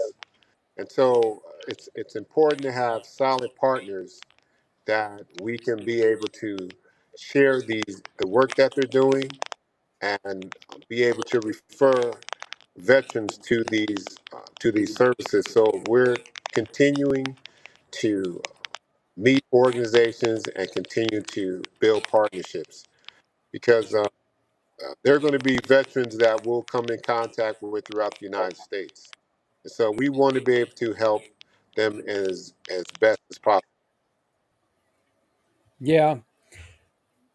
Todd, tell me a little bit about the backpacks and how can people help you put these backpacks together? Okay, well, we have a camp this summer, June 6th through the 13th, called Camp Cares. And we're looking for a sponsor for these backpacks. And the camp is for kids that have been affected by drugs or alcohol, and veterans kids that have maybe been affected by suicide or PTSD. We want to be able to help kids. And so these backpacks we want to get are basically like kids that play in football bowl games. They get like a goodie bag. That's what we're trying to do for these kids. So our theme is Survivor, like the TV show for the camp. And so we want to put like a flashlight and a space blanket and maybe a book. It's just a survival for life that we're kind of putting that bag together. We're going to show the kids that very first of the week, and that's what they'll get at the end of the week as long as they complete the week. And so Camp Cares, it's all about the kids. We're going to do some counseling in the morning and afternoon. And I say counseling, it's kind of a broad thing because we're going to go like off a topic like anger. Talk about anger. The afternoon we do like a group discussion on what they thought they learned and that type of a thing. And anyway, anybody can help. It's going to help the kids, both veterans and non-veterans, and we just want to be able to give back that way. Well, I think, look, I like the concept because I know that my kids loved camping. And, there's nothing like including them, and there's nothing like being there to support them. Hello, Richie. How are you? Hey, good, good, good. I had a glitch. I had to pull off to the. I was trapped in traffic in L.A., so I had to pull off to the side, and there was a glitch. But good to see you guys. You Thank got you. vehicles in LA? Just a few since the fires. You wouldn't believe it. Yeah. So, hey, Richie, why don't you go on ahead and tell us a little bit about what you do and how you are here in support of what we are doing? Well, basically, peace.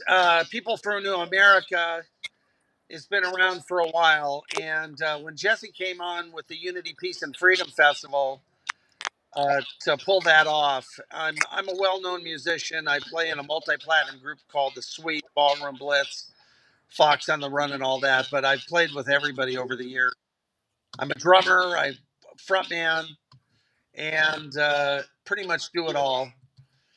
But being the visionary of this movement, it's just been phenomenal to see this thing really take shape. And with Jesse really being the point person on with the Veterans Initiative, First Initiative, and how we're moving forward. So we look forward to just growing everything that we're doing. It's just magical what's happening right now. People, all the right groups are coming together. So we're just thrilled to engage with you guys. I saw something you guys had going on, and it looks like you guys have some pretty big names that are getting involved with what you're doing. Yeah, well, we did at the Unity, Peace, and Freedom Festival. We had the Chambers Brothers, Main Ingredient, all the people from Pink Floyd. I play in the multi-platinum group, The Sweet. So you have star power. So when you put entertainment, mix it together with a good cause, and mostly with what Jesse has outlined with the Veterans First Initiative, you have all the ingredients to be able to really make a big impact, and that's what we're doing. We're doing that, and we're aligning ourselves. That's always been the plan. Align with other like-minded people out there to do some great things out there. Jesse, what is the end game? Is there one, or is the end game fighting for humanity? It's an ongoing battle. It never stops. It never stops. And so in doing, so I look at this as ministry. So ministry never stops. There's going to always be people in need. There's going to always be people that's going to need help, inspiration, encouragement. And so this is an ongoing thing. And I'll do this. I've been doing things like this all my life, and so I'm not going to stop until I don't have the strength or the breath to do it anymore. So this is all or nothing. Well, it's definitely. I think the others will agree with me. I'm hoping that you will have breath for quite a bit, for a long time coming to continue this, because obviously this is something that's needed right now. Um, I'm just going to go around the squares here and ask Sue. Do you have a question? Would you like to ask anybody anything? You're the professional radio person. You should be doing this. Oh my gosh, I'm having so much fun watching everything you're doing here. This has been the most amazing day. All of the people coming together. Oh gosh, to ask a question. I don't know if I have just one. I'm like, my mind is going in so many directions with this group. This is amazing. Look around the screen. This Yeah. is and I know there's others that are going to be joining us shortly here as well. This has been a lot of fun to get to hear all the things that are happening. I think actually with Todd, I know you actually have started doing a podcast as well. I wonder if you wanted to share a little bit about how people can find out more with what you're doing. Let's see. There you are. I'm unmuted. So yeah, we're doing a podcast. Thanks to Kurt helping me, and it's called Who Cares at 9:45 Mountain Time every Wednesday morning, and we're going on. It's just raw. We're just talking, asking some questions, telling us about the different things that the individuals are doing that we have on, and just getting to know each other and put the word out there that we need to help each other. However that is, whether it's just anything, really just the big thing is helping, not just sitting back and not doing anything. If you see somebody needs help, go help them. Don't just ignore them when you drive by them or something like that. So Yeah. Sue, you said you had more questions. Go on ahead, please. My tongue's getting a little bit tired. Excellent. Well, I know Jesse and Richie, you guys have been doing so much in a short amount of time here. From what I've observed, I know when that connection happened with Kurt and all the things I keep hearing.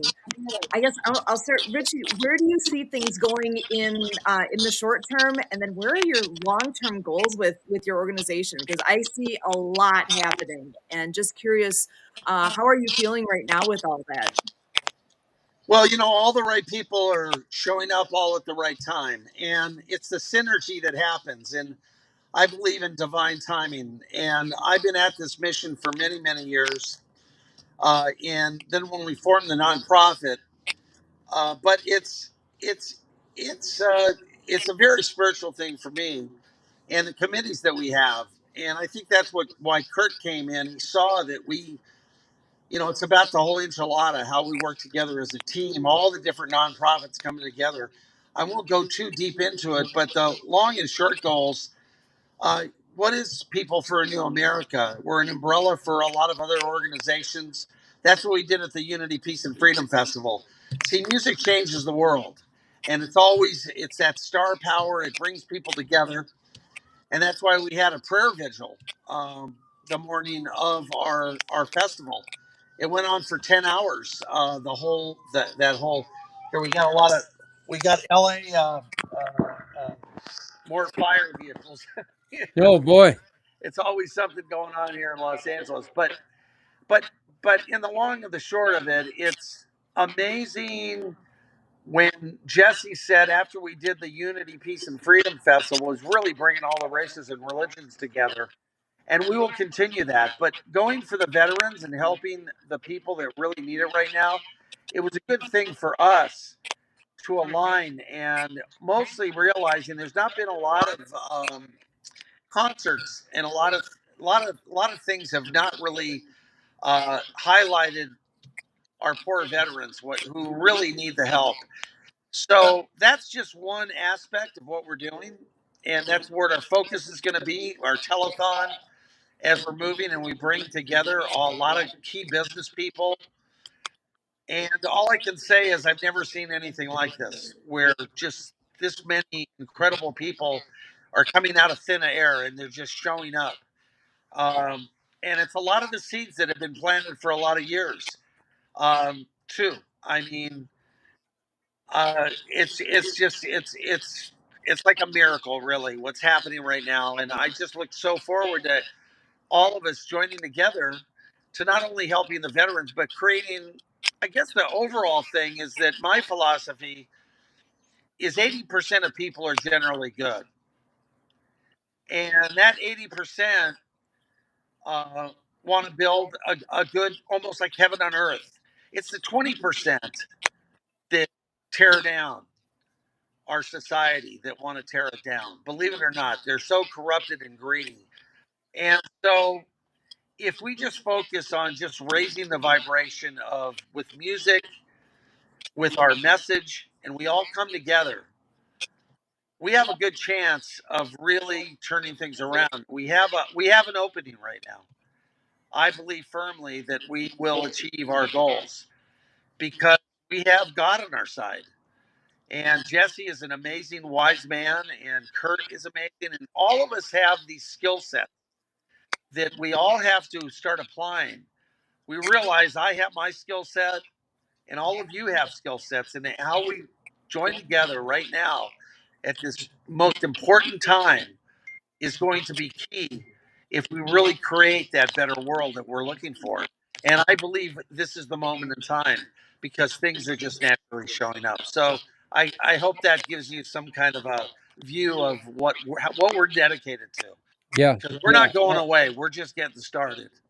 Well, I knew that you could definitely tell that you were a musician as soon as you said feel the vibration.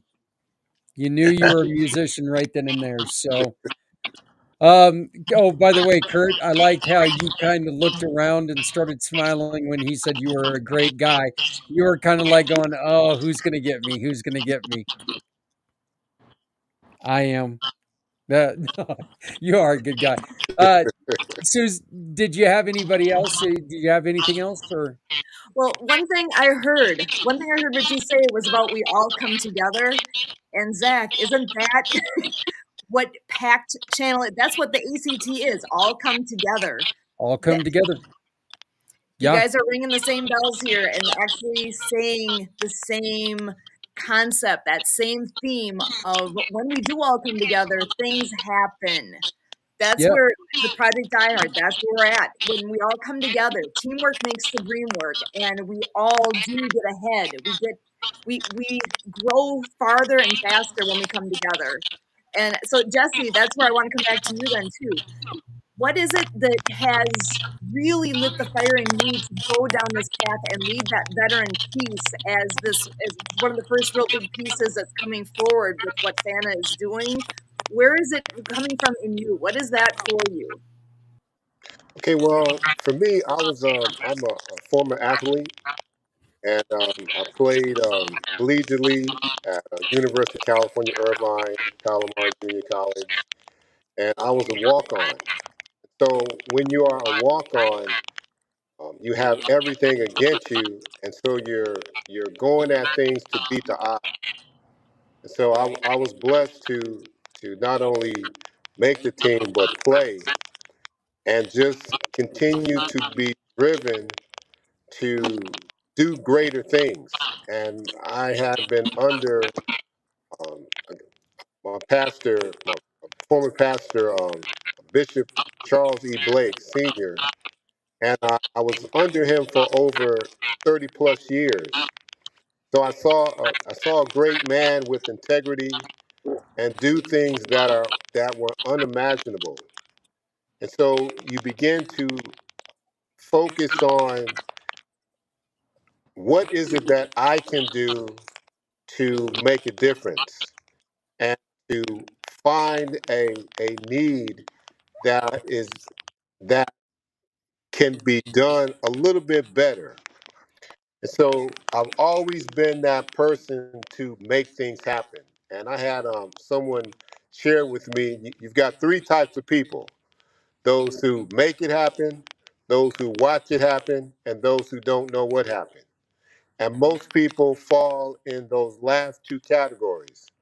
And so for me, it's about finding a need and put forth the effort in faith, focus, patience, drive to make that happen. And understand that you need a great foundation in order to go higher. So you build a solid foundation, you build a solid team, and God will bring you all the right pieces to help that vision to grow. And so from what I've seen at the church that I attend, I apply that same thing. And I'm a very patient man. The Veterans First Initiative was written in 2014. So I have been trying to pass it on to various other organizations, but God was saying, I want you to do it. I don't want anybody else to do it. I want you to do it. And so after the music festival, we had, there's this gentleman named Ron Alexenberg. So Ron Alexenberg, he's like Clive Davis.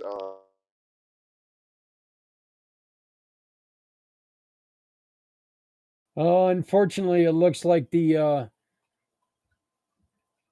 low signal bug got Jesse on us, so took him away. Hello, Oh, hello, yeah, Jesse. can you hear me? Unfortunately, I think you're a little unstable, my friend.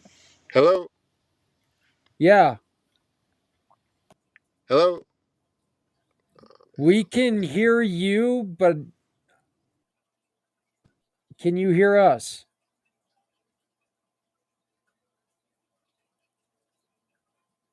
Yeah, I'm afraid that we probably lost Jesse. Like I said, the unstable bug got him. The unstable signal bug Mm. got him. But so, um, Kurt, did you have any questions for anyone?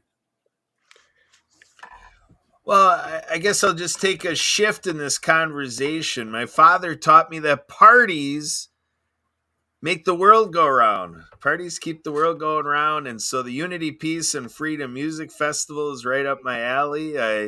and to go to the rock concerts, and to have music drive everything that we need for veterans just really makes a lot of sense to me. And so like you were saying before about raise the vibration, the energy that people have. And I was on a call earlier where somebody was making the point that, like like a rap artist, somebody who's a rapper, they said that that was the example they gave, that with all the lyrics in a rap song, that until they drop that beat and everything, these rappers can't remember their own lyrics until they can't do the thing. Like if you just say, just tell me the lyrics, like right now, just like we're doing now, they wouldn't be able to tell you their own lyrics. But you get the music going and all of a sudden everything rolls.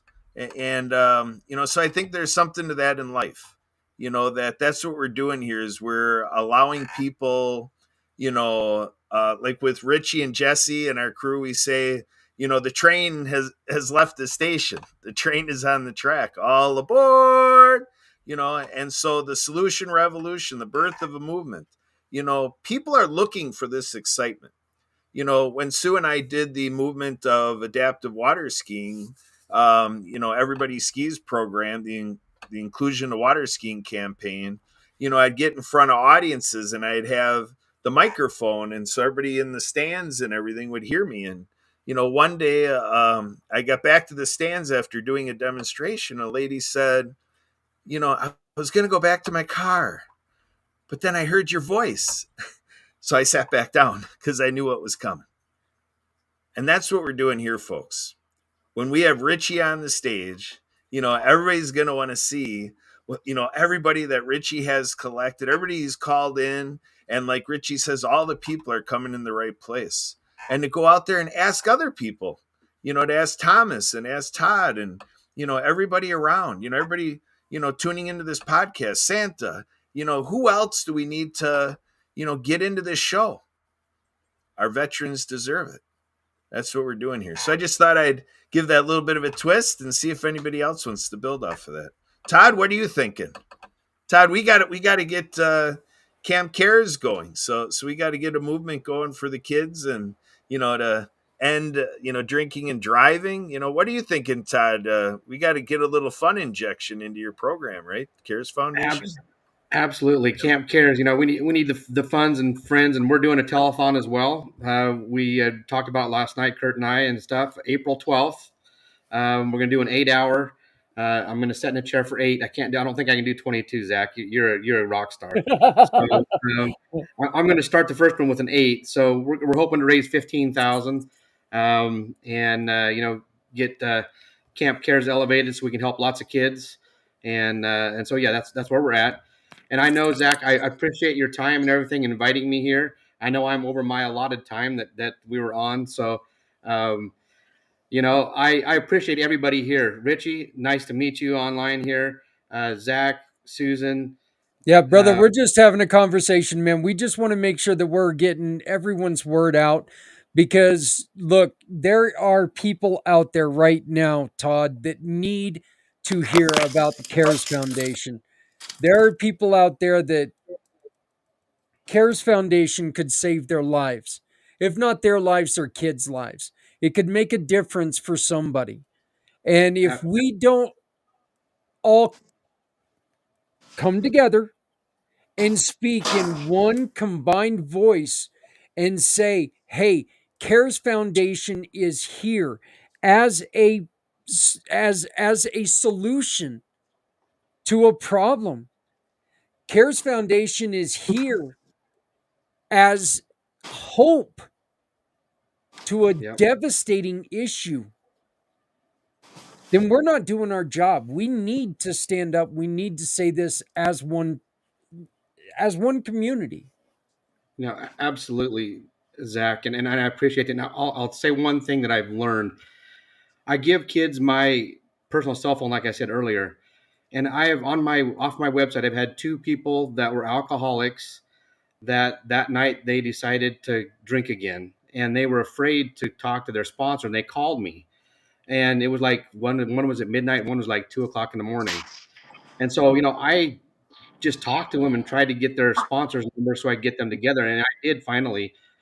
But a friend of mine goes, maybe you need to be listening to that. Maybe God's telling you that that's a direction. So what I've done is, a friend of mine runs an AA meeting through their church, and I've been attending the AA meeting so I can get to know them. And there's a group of 21 men, and I asked them if I could be there because I said I don't have an issue with alcohol. I've never been drunk in my life because of my mom and sister dying, but I wanted to be there to learn. And they all said absolutely overwhelming, yes, you can be here. And I've learned so much from that group, that they are so strong. And the other thing I learned, the 12-step program is good for everybody. No matter what you've gone through in your life, there's things to learn from all of that, because it's been amazing. And and like I've told you guys, I went through 4 years of counseling through anxiety and general anxiety and separation anxiety, and it's like, man, those things are making sense. It's not just for the AA group. It's actually to full circle healing, and that's what we need to get back to. All of us have a story, and that story may have dug into us here and there and gave us some sores and things like that. Well, let's get those healed, and that 12-step program will heal things for a lot of different people, and also heal us kids later on. Todd, that is spot on. What we've been saying this whole time. Zach, do you have his contact information? Oh yeah. Todd is actually Todd is one of our mission partners. We raise money again. I'm on a board of directors, Todd, for a foundation in Canada for drug and alcohol and mental abuse recovery. I will introduce you to my youngster leader that when he was a teenager, I kicked him out of my house probably a dozen times. But that's a Okay. story of teenagers drinking. Yeah. Yeah, I can get you his information. But yeah, Todd, one of the things that we've been saying, one of the reason this 22-hour thing is here is because, like you said, everyone has a story. Everyone has come across things that we've put our head against a wall and we've said, what am I going to do? I don't know what I'm doing wrong. I don't know what to do, until we knew what to do. And that's what we need to get out there, because guess what? Right now, someone is standing with their head against a wall saying, I don't know what to do. What do I got to do to get out of this situation? And as soon as they hear you talk, maybe they're not going to take word for word what you've said, but it's going to give them a direction. Hey, you know what? That sounded really good. It's like when you stand in the grocery aisle and you realize when the lady rings up the milk in front of you, you're like going, oh my God, I forgot milk. It's seriously the same concept of what we're doing here. We put it out there because people need to hear what all of us are saying, what all of us are adding, and realize, Thomas, you opened up earlier, and what you opened up with opened up other eyes. Hopefully. Yeah, hopefully. Hey, you know what? I'll guarantee you it did. Because it opened up two eyes right here. Granted, it made them swell with tears, but you know what? It opened them up.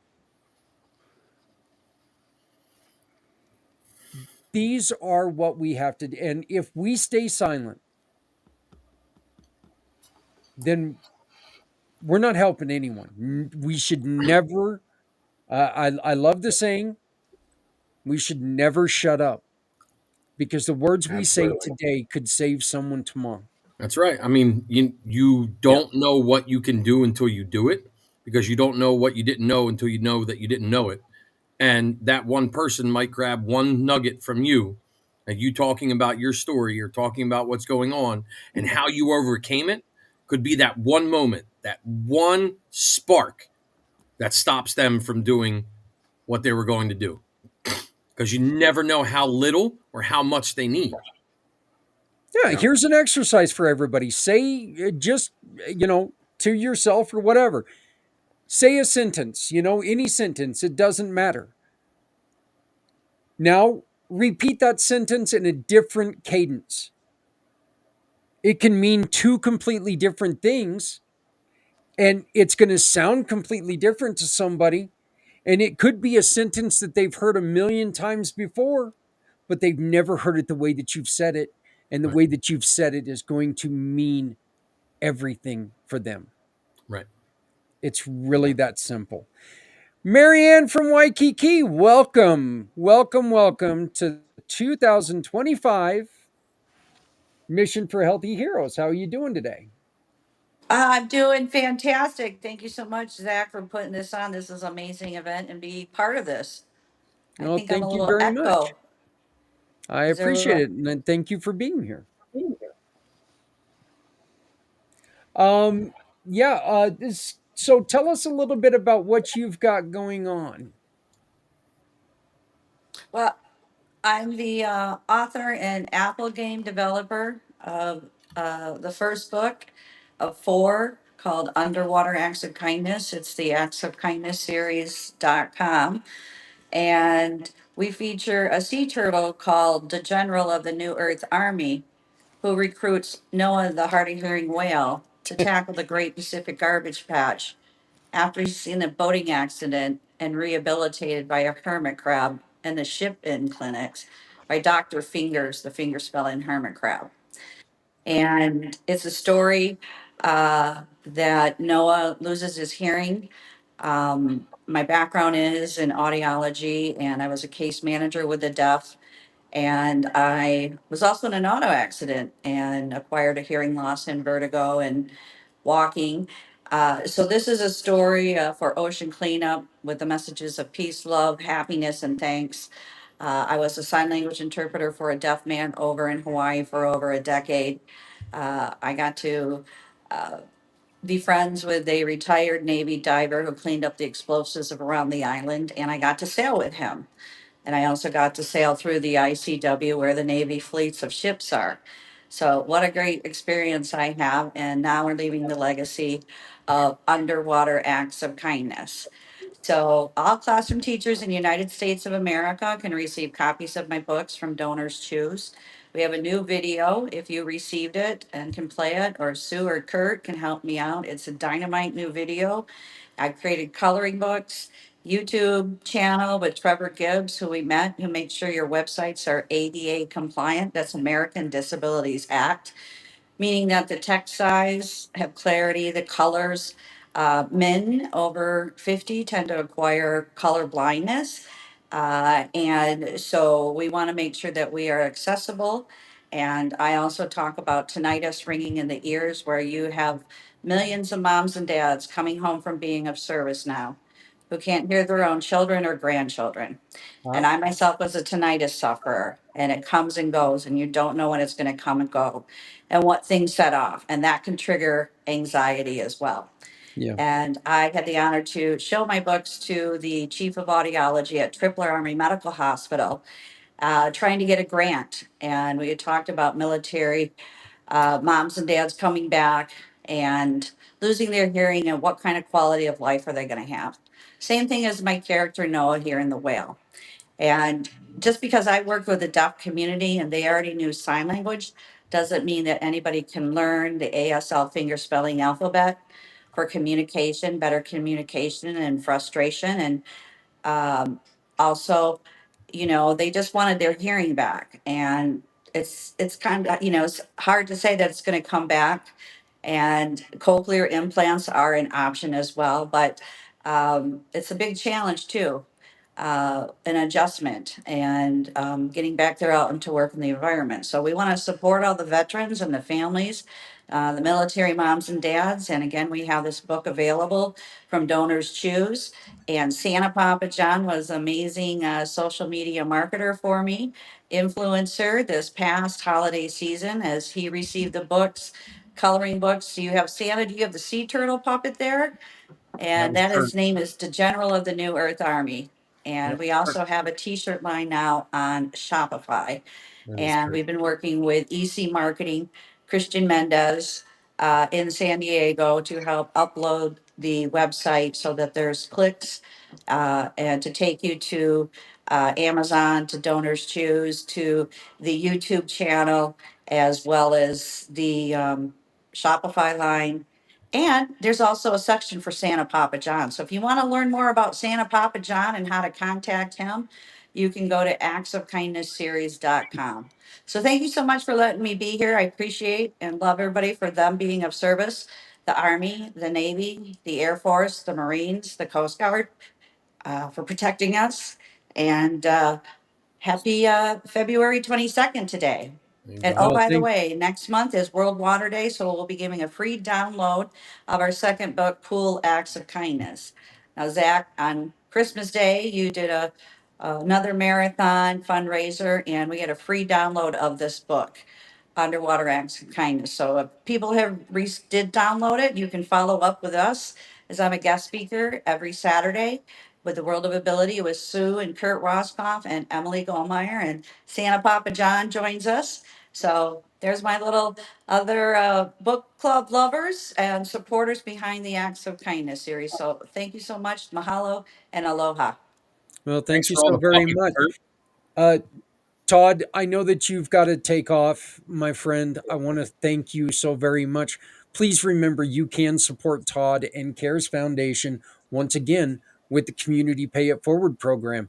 Very simple. Shop with any of our partners, click a picture of your receipt, and attach it to his QR code, which can be found if you contact him, or you can find it on communitypayitforward.us. You shop, click, and pick. You donate to wonderful organizations like CARES Foundation. Todd, thank you. Thank you for joining us. Thank you for being a huge part of the 2025 Mission for Healthy Heroes, my friend. Thank you, Zach. I appreciate it. And thank you to everybody that's on. Kurt, Susan, love you guys. And we will see you later. And Papa John, Santa Papa John, I'll get together with you sometime soon. Yes, look We'll forward talk to soon having a as great well. conversation. God bless, Todd.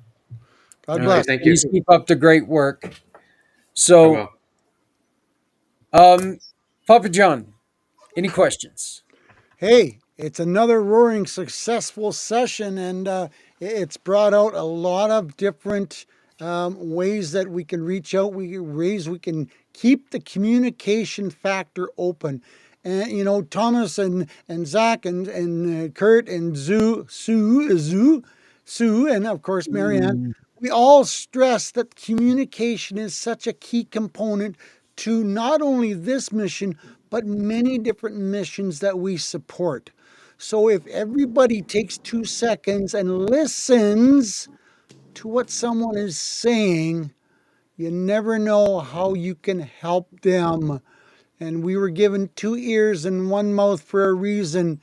You know, if we all use the communication factor, we all support, we all love, and we all help each other, we're going to make this a better world one step at a time, one page at a time. And Zach, you're doing a tremendous job. And I think you're reaching a lot of people this year.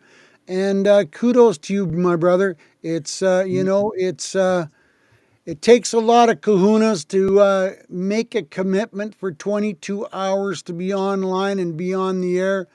And, I can see there's a lot of other people not willing to step up to the plate. So, you've got a great support team that's helping you make this mission a success. And we need to share it, and we need to make it bigger for even next year. So keep up the good work, my brother. But you know what the truth is, Santa? I think a lot of people just need that little bit of a nudge. They need to go, you know what, we can do something. Let's stop sitting in the sidelines. Let's do something here. I did want to share one. I find it a little humorous. A comment from Irene. I have a great idea, and making all the leaders of the governments to go out to space with one bologna sandwich, and they can't come back to Earth until they can learn how to act like an adult. I don't think we'd have leaders anymore because I don't see any of them acting like an adult. So it's that kind of brings to light a comment that I said, a couple of years ago, and it's like right now, if you take and you try to get a bill passed or something, good luck with that. You couldn't take a chocolate cake into Congress right now and ask them if it was good and get an answer. One side would say no because it's made with Republican sugar. The other side says no because it's made with Democratic flour. Shut up! You're wrong. It's a chocolate cake. It tastes great, Oh, right? and the bigger point is it wasn't cut in a straight line. Yeah, well, yeah. Well, and one side or the other wanted the bigger piece, so that's for damn sure. But hey, Marianne, what's next for you? What's next for me? Yeah. Well, I'm just excited that we're going to complete this fourth book, Cool Acts of Kindness. And so my series of the books are for ocean cleanup, anti-bullying, climate change. I have T-shirts designed with the characters of the books, and I've been speaking to people with Unicorn Universe to help me find funding to bring the books into animation movie, and we're going to pitch it to producers at Netflix. So I need to get it out there, but I that's like uh, that's I that's like kind of the enough right now. But and we're going to be celebrating World Water Day next month. So we have lots of interviews with Leon McLaughlin, Clean Water Foundation. He's bringing water units to the Hopi and Navajo reservations and other worldwide countries because everybody deserves clean water. And that's what we got happening for the spring. I'm down here in San Carlos, Mexico, and we have an organization called the Parrot Heads who party with a purpose. And they have house parties with beautiful musicians. And on Saturday, World Water Day, they're going to be having another event where the fundraising will be a water unit for a local school or orphanage here in San Carlos, Mexico. So once a month or I want to say once a quarter kind of projects are kind of enough for me. Last year I won the Awesome Grant Foundation Award, $1,000. Anybody can apply. There's different states, countries, categories, such as Kurt and Sue can apply for on the water as their water skiers and take disabled veterans out. You can say, hey, I need $1,000 to get some new skis or new adaptability skis for the veterans. And I posted it, and that month I won it. So Leon was in Hawaii in October, and October was anti-bullying month. And so we shipped them books and a water unit. And I set it up for Leon to go on in campus with the deaf principal, as well as a sign language interpreter and about 15 elementary students. And he gave a presentation of the water unit. So we want to multiply that Acts of Kindness series. And through Kurt and Emily, we were able to record it on Zoom. We just shared it today as Sue played it today on the World of Ability to see Leon doing a presentation in front of the class. So now we have video, so we can pay it forward and share it with other places to do the same thing. So I'm doing that in San Carlos, and I'm also applying for a grant through the Pollination Project to gift a water unit and our books to a library in Nigeria. Now, the fun thing is our fourth book features a bee named Pollination, and this is the Pollination Project. So I'm having fun using ChatGPT that can help me create these videos and a business plan for another friend here in San Carlos to bring the books to the schools. My landlord was just here. I showed her this amazing video, and she's like, "Oh my gosh!" And wants me to talk with another lady here who's very passionate about whales to bring these to the schools. So I'm getting good vibes from people from just seeing this video. My chiropractor told me it's badass, but I don't think he was talking about my ass, was he was cracking it. And that's a little fun pun joke there, but and I have a new neighbor who has a brain injury and with a service dog, and she's a boater, and she saw it. She's like, my level was here of meeting you, but now it's up to here with respect by seeing that video. So I have four more videos to come out with the products, and then we'll go from there. But my goal is to get them into animation movies, get them onto Netflix. You know, the world needs to see this. And again, we're honoring and respecting certain people with a hearing loss. We have the general of the New Earth Army, and I got a great team to make it happen the rest of the year. So go out and play as our tagline, Zach. I don't know if you can play this hot new off the press video. That's badass. Yep. But I just got to say that because that was a nice compliment. Well, I'm going to go on ahead and play the video right now. And then when we get back, we're going to say our farewells for the day. So we've got another guest that's coming on who is giving away a $1,200 yoga therapy session. And all you got to do, scan that QR code, leave us a message, donate if you can, but you could be in the drawing for a $1,200 therapeutic yoga session for women. So here is the video. I'm going to take us all off screen while I play this, and then I'll bring us all back on when it concludes.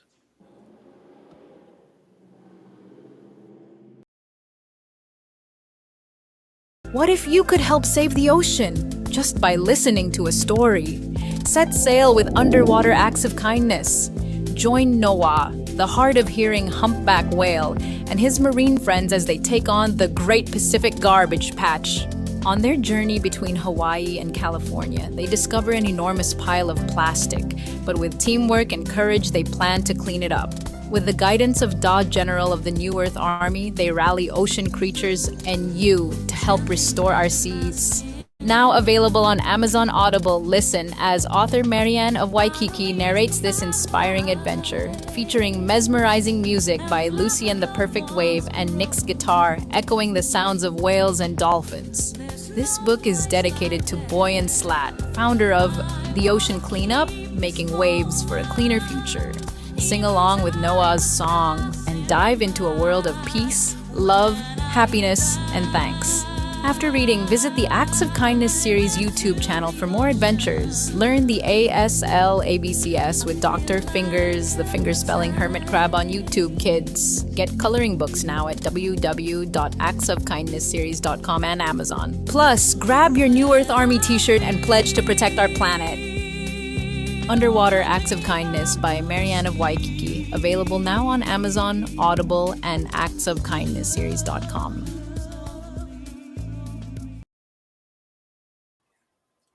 That was very good. Very good. I thank you for sharing that with us. Yeah, my thing just kept going because it wants to run my show. But anyway, we have come to a wonderful end of a wonderful segment, and I want to give everybody a chance just to give us a sharding. Sharding. Okay, I quit. I tap out. I tap out. A sharding pot. Here we go. There you go. All right. Sue, you go first. I'm going to go and bury my head in the fish tank. I love it. Even the dogs in the background saying yes. Oh, Zach, you're amazing. Give yourself the grace because my goodness, you have done so much here today and have a ways to go yet. I'm so excited, so proud of you. And yeah, can you hear her? She's praising you back here. But parting thoughts though, Project Die Hard, we are here to make a difference. We're providing hope to veterans, and please look us up, projectdiehard.org. We are here to help. If you want to contact me directly, really easy, Susan@projectdiehard.org. Pray for us, volunteer with us, be a patron with us, share the mission, share it out there. We're on YouTube, we're on Facebook, we're out there. We are trying to spread the word. Don't want to be the best kept secret. We want people to know and have the walking, talking knowledge of what Project Die Hard is and that we are here and we are looking to make that difference because losing one is too many. We need to be here and do everything we can to to give that hope. So that's it from me right now. Zach, love you. You are amazing. Thank you. Love you too, and thank you so much. And tell Kurt to quit playing with the squeaky toy. You know, so Kurt, my friend, you are up. All right, thanks everybody. Sue and I belong to a water ski club. One day I asked the gentleman at our show site on a practice night if he would join our ski club. There was a 1 minute pregnant pause that I persisted I wanted an answer. Does he want to join or not? He ended up telling me, folks, that he goes, I thought you had to be somebody. Whew. So that's the mentality, folks. Sometimes we get in these places and spaces where people take it in as entertainment and a nice message and thought provoking. But we leave people thinking that they're not part of what we're presenting.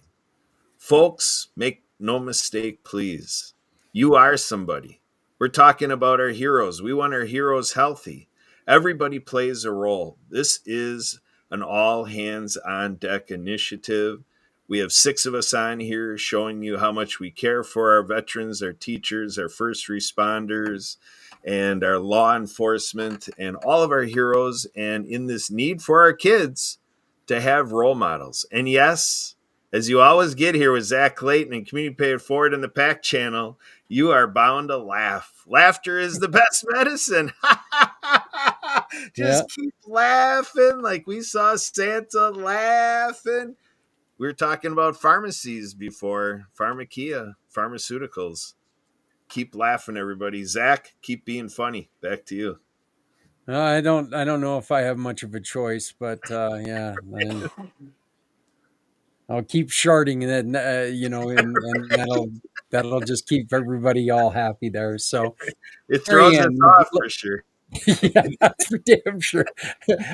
I'm kind of looking around, making sure it's like, wait a but Marianne, would you have any final words?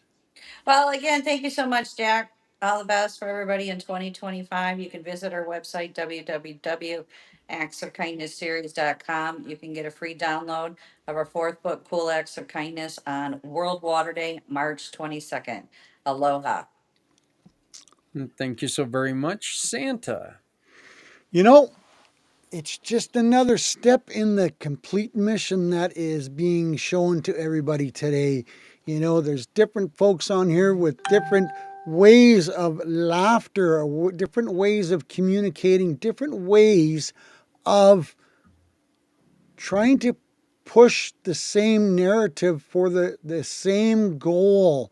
And the same goal is one isn't too many, and if we keep the communication factor open, we might not reach all, but we will reach some, and some could lead to all if we all have a heart to give a minute or two to care and listen to a stranger. I completely agree. And Thomas. Last but not least, and bringing everybody together like this is definitely a work of God. Having the people come together, be here with each other, talk about what it is that you're talking about, Zach, doing the things that you are doing, brother, talking about the veterans, bringing the veterans to light, what's going on. Project Die Hard coming and being here and being a part of what is going on and doing what they do. Santa Papa John giving his stamp of approval. Going through those lights and doing what needs to be done is where we need to be going for the veterans and the communities moving forward. This is what we came here for, to be here to help promote and move forward for happier, healthier veterans.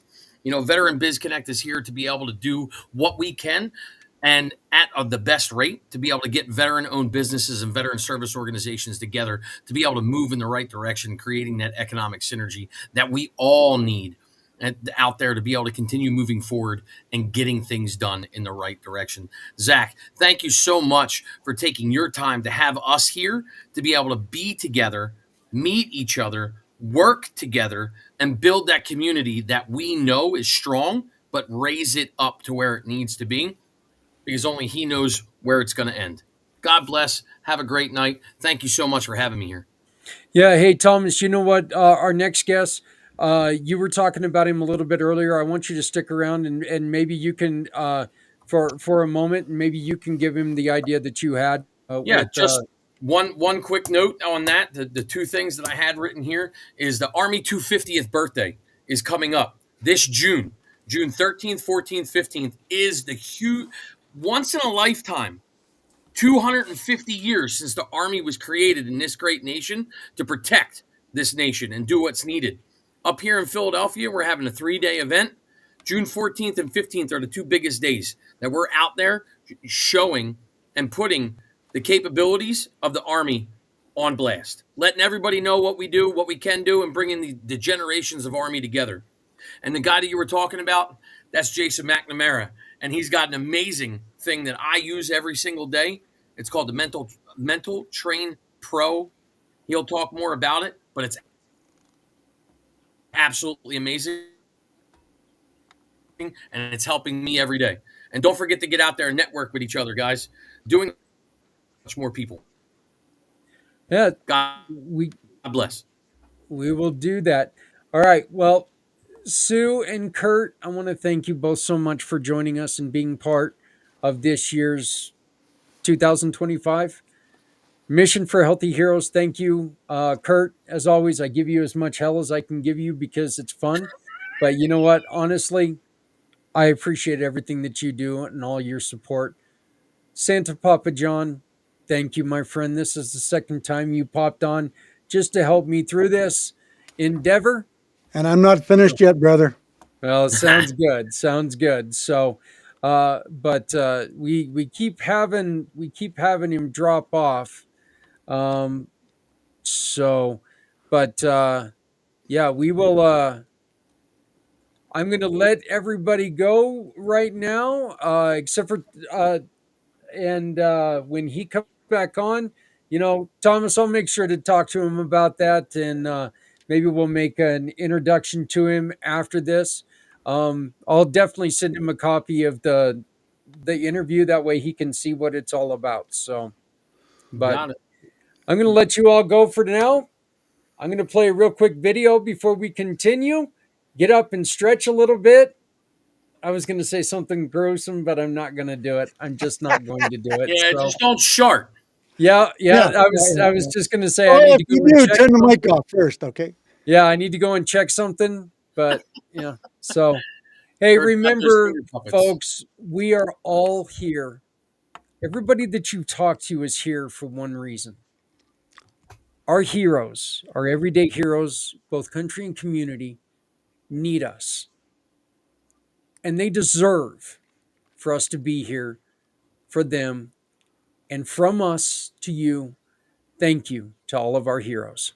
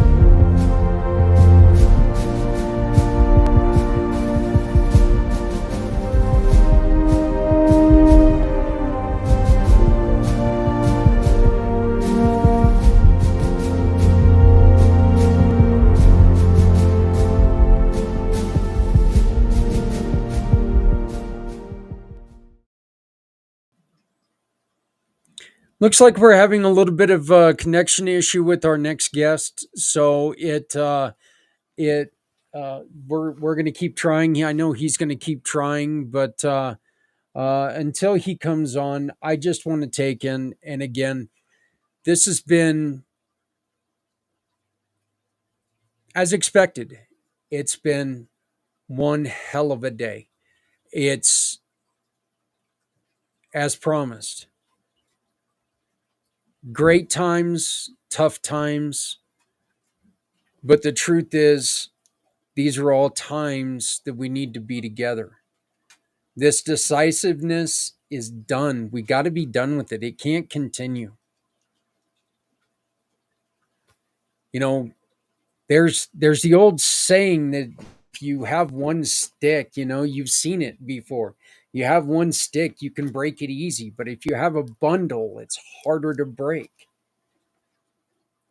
Bit cliche, maybe, but true. It's true.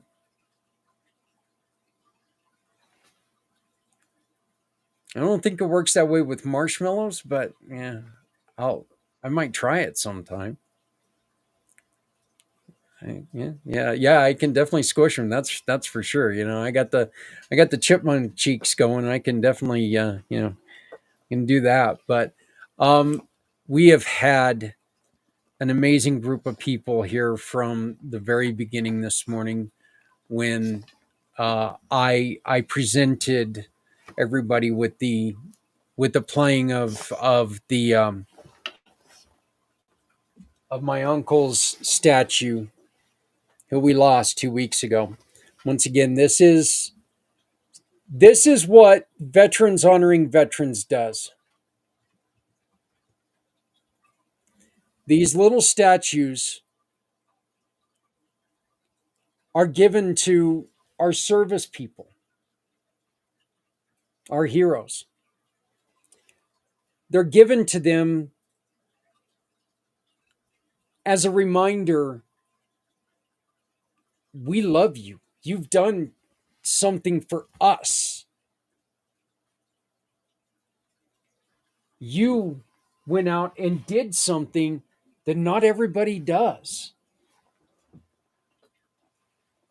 This is one that my father got a couple years ago with, from Veterans Honoring Veterans. Damn light.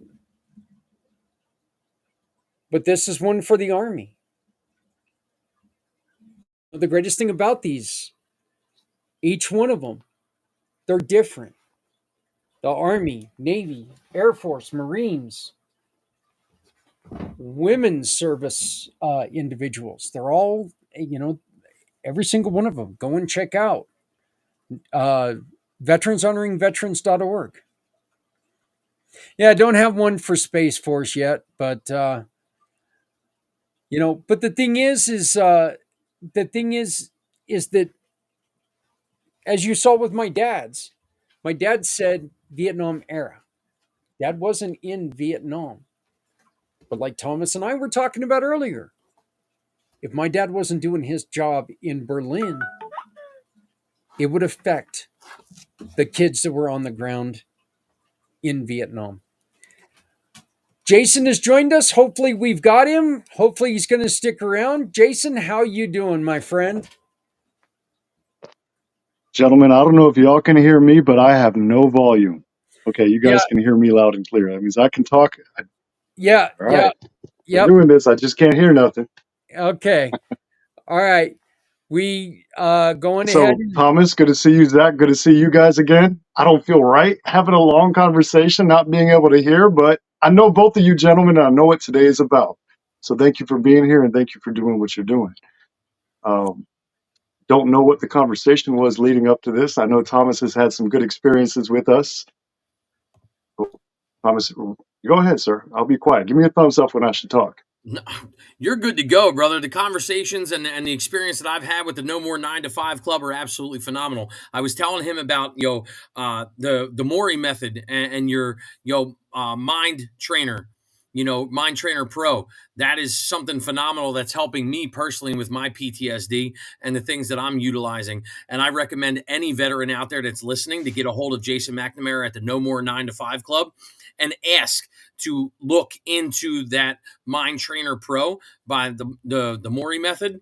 It's absolutely phenomenal. It's wonderful. And I have two other friends, personal friends, dedicated longtime service members that are suffering from PTSD as well, that I've already referred to Jason, and he's given them the ability to be able to utilize that as well. And it's helping them on a daily basis. So it's a wonderful thing.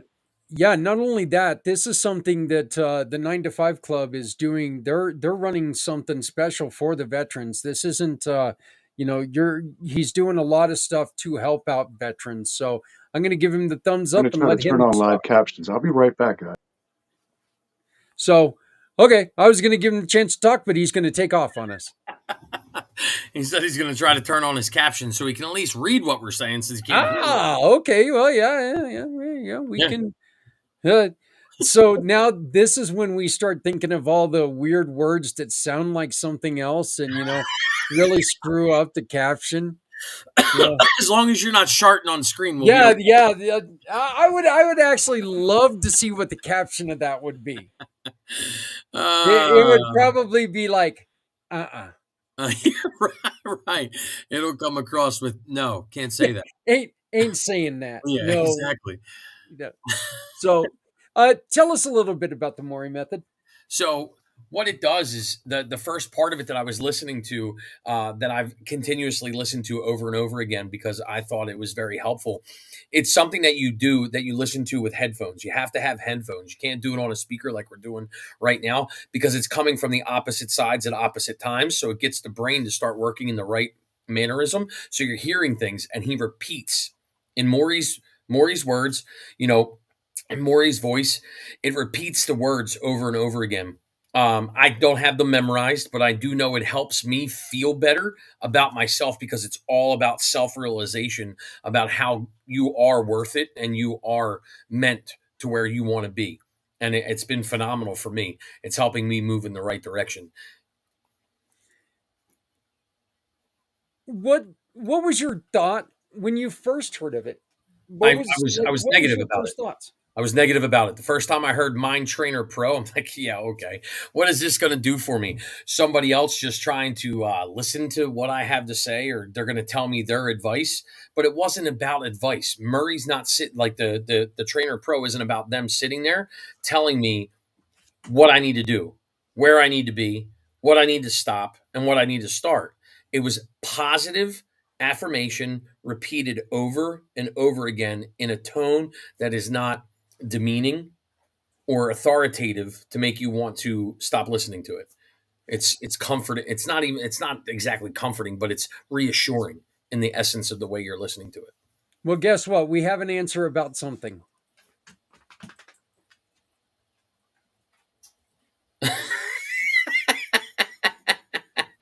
Well, at least you got that answer. Thank you, Jeremy.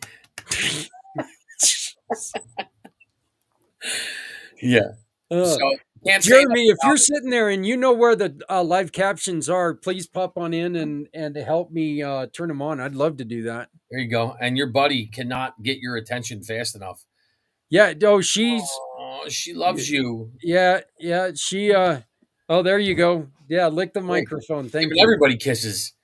Yeah. Across the microphone. So, thank golly. I mean, my microphone needed that. Yeah, that's right. Well, listen, she knows you've been in that seat for a long time and she misses you. So she wanted to come spend some time with you. That's important. So just because we're sitting here talking about a dog, I mean, service dogs are absolutely phenomenal for the mental state of our veterans and the way that they help. I think it's a phenomenal thing. I was never one for a bigger dog. So every time that I would qualify for a dog, they would tell me, oh, well, for PTSD, you have to have a certain size dog to protect you when you're out there, different things along those lines. So I never went for a service dog.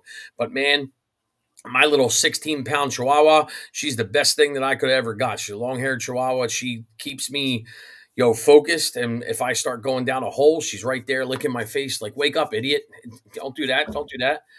So the dogs are such an important part of our lives. Oh, first off, 16-pound Chihuahua? Yeah. Wow. Okay. Yeah. Well, she's a mix. She's a long-haired Chihuahua, and she's 16 pounds. She's tiny. I love it. I wish it would have been a 10-pound Chihuahua. I wanted something small.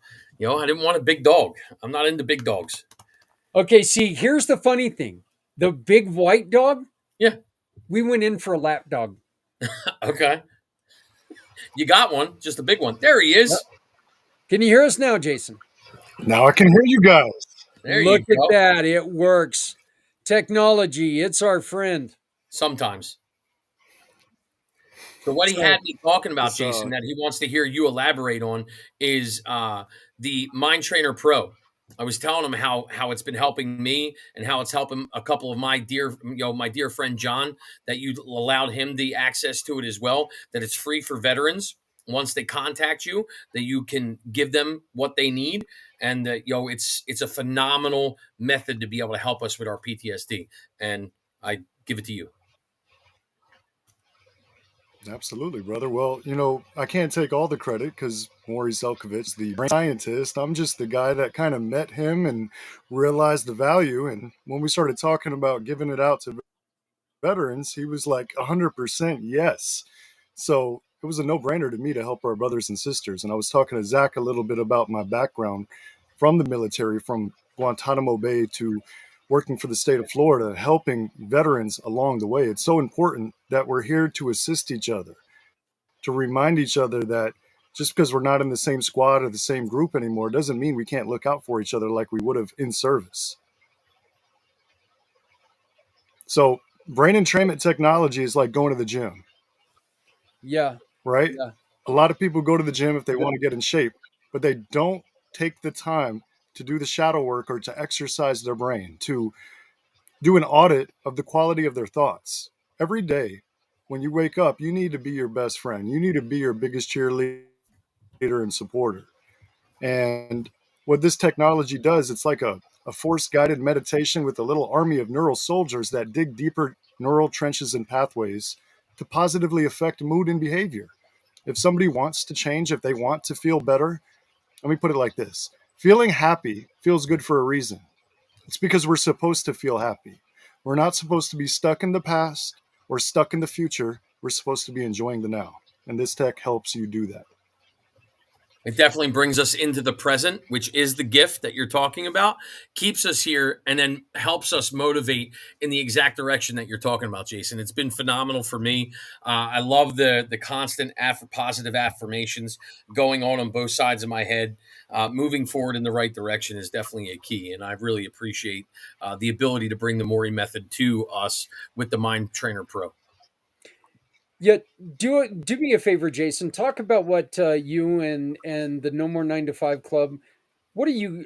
Tell us about what you're doing for veterans with the Maury method. Sure. So obviously the PTSD version is one version that Maury's technology helps. It can help a lot of people in a lot of different ways. So for me, when we built the club, it was the mission over the commission. And it was actually me and a whole bunch of other combat vets that were successful in their respective fields that started talking about it, that planted the seeds for the No More 9 to 5 Club. And we were talking about being like Robin Hood, just actually doing good in the world, getting to that point of philanthropy.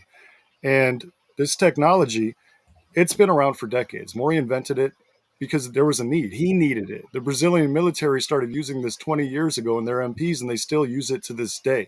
So there's, I think only one or two people have said I'm a snake oil salesman, but I'm not trying to sell this. I'm trying to give it away. The thousands of testimonials, the positive results speak for themselves. Thomas knows. Anybody that wants to try it, we don't need to charge you money. We just need you to join. And the No More 9 to 5 Club, we already have a free community for absolutely everybody, but we want to give veterans upgraded perks. We have a veteran specific chat inside of the club just for vets, because camaraderie should not go away. We should be able to sit there and collaborate. And we run a veterans philanthropist meeting twice a month. We do it on the second and fourth Wednesday at noon Eastern. And it's not just for veterans. It's not just for philanthropists. It's not just for veteran philanthropists. It's for any combination thereof. High vibe people trying to get together, whether you're showing up and you need help or you have help. The point is you speak up. You offer what you have, or you put your hand up if you need a hand up. Yeah. Well, you made mention about snake oil, and as we've been talking since I turned on the camera this morning, one person's snake oil is someone else's salvation. It's not our right to say something doesn't work for you. It's not our right. Hey, you know what? Look, placebo, it works. Placebo works. There are certain people that can get themselves, it can get them to where they feel better. It's a proven fact. If it wasn't, they wouldn't do it no more, right? Well, Right. I guess that's kind of a bad statement, because they do a lot of stuff. But yeah. So, Kurt, I brought you back in. What are some of the things that you know about this? About the brainwave entrainment. Yeah, That's what yeah. you. Give us your thought. Yeah, I've known Maury for a few years through the Happy Neighborhood Project, and he's introduced me to Barry Shore, an ambassador of joy, and so the brainwave entrainment, we can start to think of it.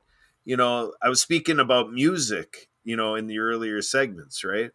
So we know this effect that sound and waves have on the brain, and Maury talks about the triliminals, getting the different parts of the brain, all in synchronicity, and he's got the ability, with his voice, and in this day with AI, he's able to use AI tools to learn his voice. He had an illness for a while, so AI saved him because the illness was ruining his voice, but he had already trained the AI to his voice, so he was able to keep his work going, by making it exactly what he wanted. And then you can do different tones, and well, Thomas, you're using it, so and the idea is you put headsets on, so all of the sounds and the voice and everything that Maury has set up, you know yep, you just listen to it, and it does its work, and so you just get in that restful state, and you let the brainwave entrainment do the work. And so the idea is, I was speaking about like energy, where people have energy, and so that's what it works from. With the brain, it's trying to normalize it, because with all this stuff we're dealing with, it starts to get our brain waves and the neurons and everything. There can be misfiring, and all of those things going on. So Maury has created this brainwave entrainment to help bring things to those corrections, and make the variations in our brain activity that help us achieve various goals. So he's got so many programs. It's like, what are you trying to achieve? Are you trying to achieve a peaceful mindset? Are you trying to achieve accomplishing academics? Are you trying to achieve weight loss, to quit smoking, and, this type of stuff? So he can start to work all of that brainwave entrainment to create the brain activity that would match the outcome and your goal that you're devoted for, and what you're reaching to the technology to do. He's got that all figured out, and he figured it out because of his history of suicide ideation and decades of depression. And so this whole system he created to save his own life and to bring value, and to allow him to experience joy again. It's Is amazing. what it's all about. It's very powerful. It's something that nobody else has done. So I look at, there's 175 billion people that have ever been on this planet, and Maury Zalkovich is in this package is innovative. Never before in the history of mankind has this ever been done quite like this. Yet, Jason, we had a guest on a little bit earlier, and Go ahead, Zach. and Thomas actually had brought it up to me that and Thomas, I'll let you explain to him a little bit about what you think really would connect with him. But we had a guest on earlier that did something that also helps PTS, uh, um, people who are suffering with PTS capture and learn and remember things a little bit better. But Thomas, I just think it's a connection. I just think it's yeah, an absolute connection because that's what I do is I'm a master connector, and I just think it's absolutely perfect for JW and him to get together and talk about what they can do or less, how they can help each other and help more to help more veterans. That's yeah. the key. And what I'll do, brother, is I'll send it to you, Jason. I'll send you the interview so you can take a look at it, and I'll send you his information because I agree. I think that look, first off, the Maury method, is there too much of a good thing when it comes to this? I mean, neither one of these are, neither one of these are depending on drugs or shock waves or anything like that, right? So let me put it like this. So this is to go off of what Kurt said. You put on these pair of headphones, and you're going to actually feel like you have three speaker phones in your brain. You're going to hear things in your right brain, your left brain, and your center brain if done correctly. That means at the same time you're going to hear three sets of voices inside of your head, which might sound a little weird and confusing at first, but it's doing that for a reason. It's a new, unique experience, and it actually will help you train your brain. You have to want to get better.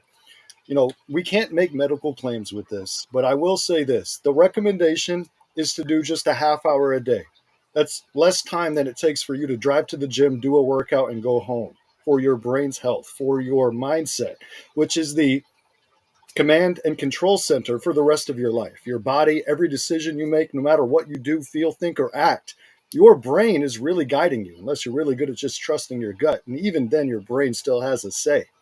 So it's really important to make sure that you're doing something to check those quality of your thoughts. And, if you ask if too much is a bad thing, well, obviously don't do this for hours and hours a day. Go out, get sunlight, take a walk, breathe fresh air, drink plenty of water, have balance.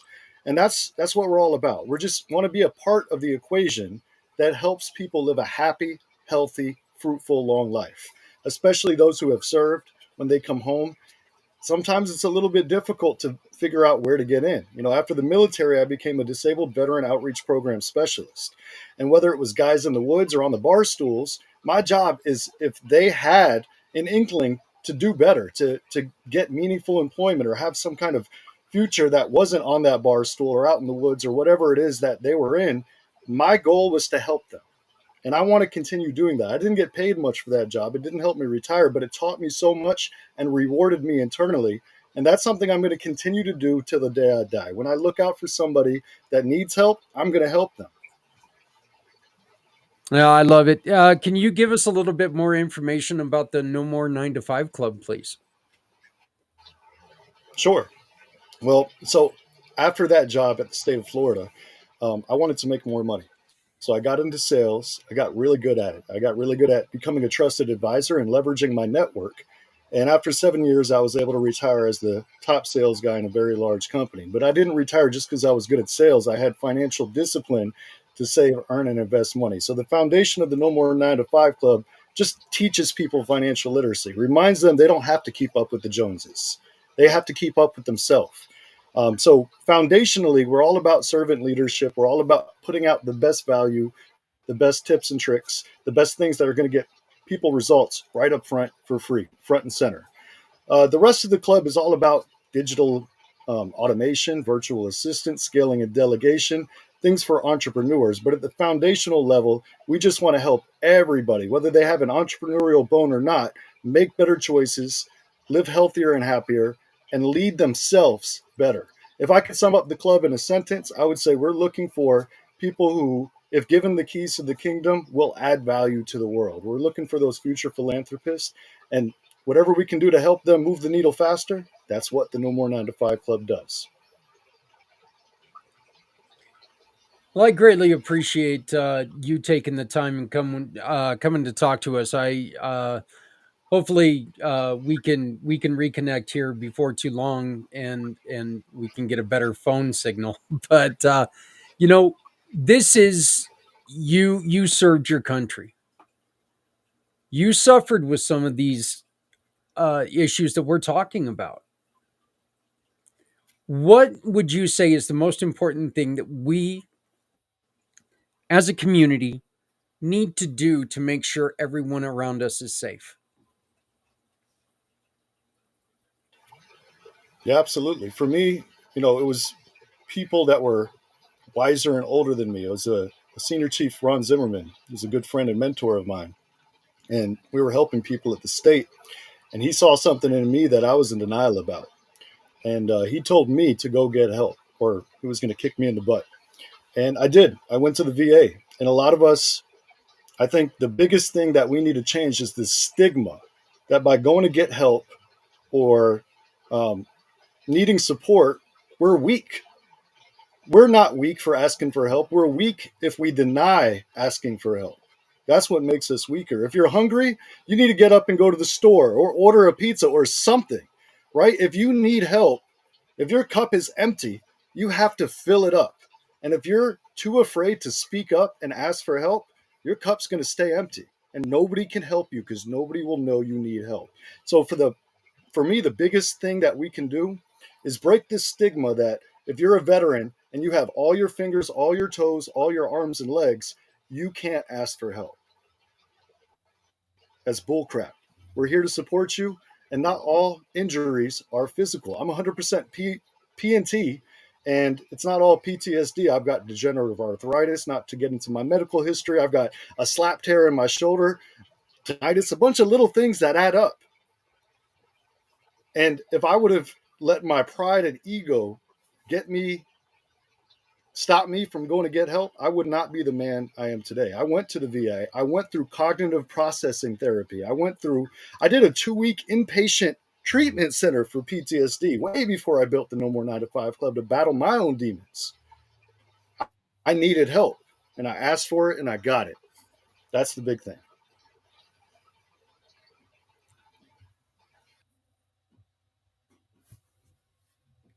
Zach, are you muted?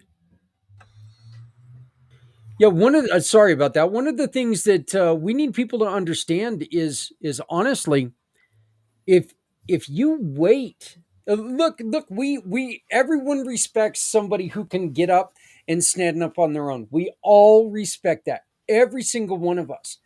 But when you've got people who are sitting there going, you know what, it's easier if I help you stand up. I'm not offering to change your life forever.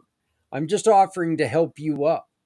If you've got people out there who are helping you or are offering to help you do small things to help you out, don't push them out of your way. Don't do that, because it's a hell of a lot better than all of a sudden you've got it. Oh my God, I'm out of control. I'm lost. And then things get too difficult to try to fix. Things get too far behind and you find yourself in a lot of trouble. So yeah, being there for people and being a support system for them, I think it is so important. Yeah, you're 100% correct. That support system is definitely always needed.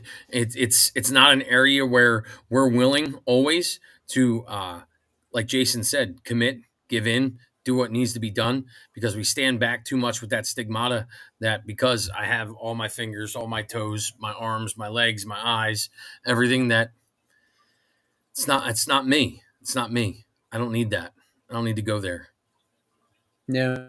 Well, Jason, I know that we were going to talk a little bit longer, but you know what? I'm not going to keep you around with your phone being a little problematic. You've been frozen. It's a good thing you're a good-looking guy, man. Let me tell you that, because you've been frozen in the same spot for a while. But please, how do people get a hold of you? The No More 9 to 5 Club, Jason McNamara, jason.nomore9to5@gmail.com. Any of those things work. If they Google any of those things, hopefully I'll pop up. Thomas Long, Kurt, or Zach. All y'all know how to get a hold of me too. So anybody that needs help, there is no excuse. Like, any of the information from any of these guys on stage will connect you back to me. So again, Absolutely. Ask for help.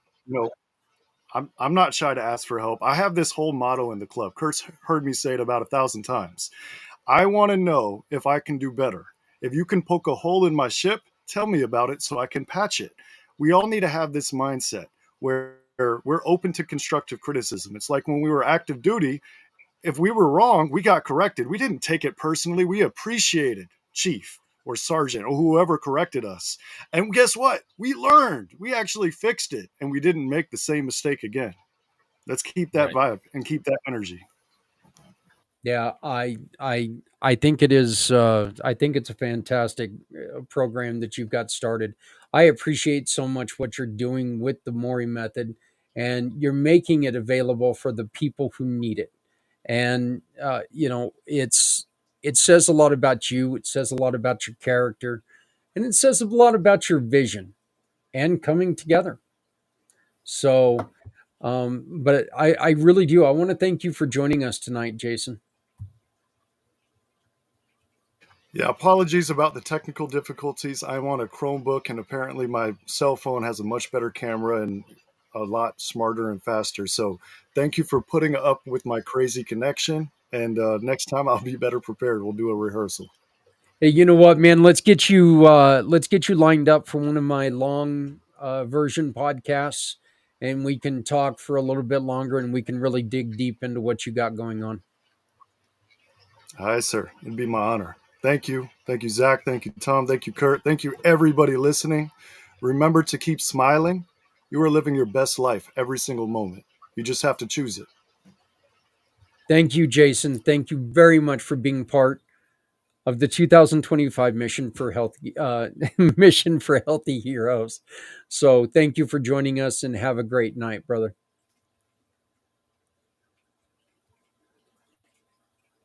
God bless, Jason.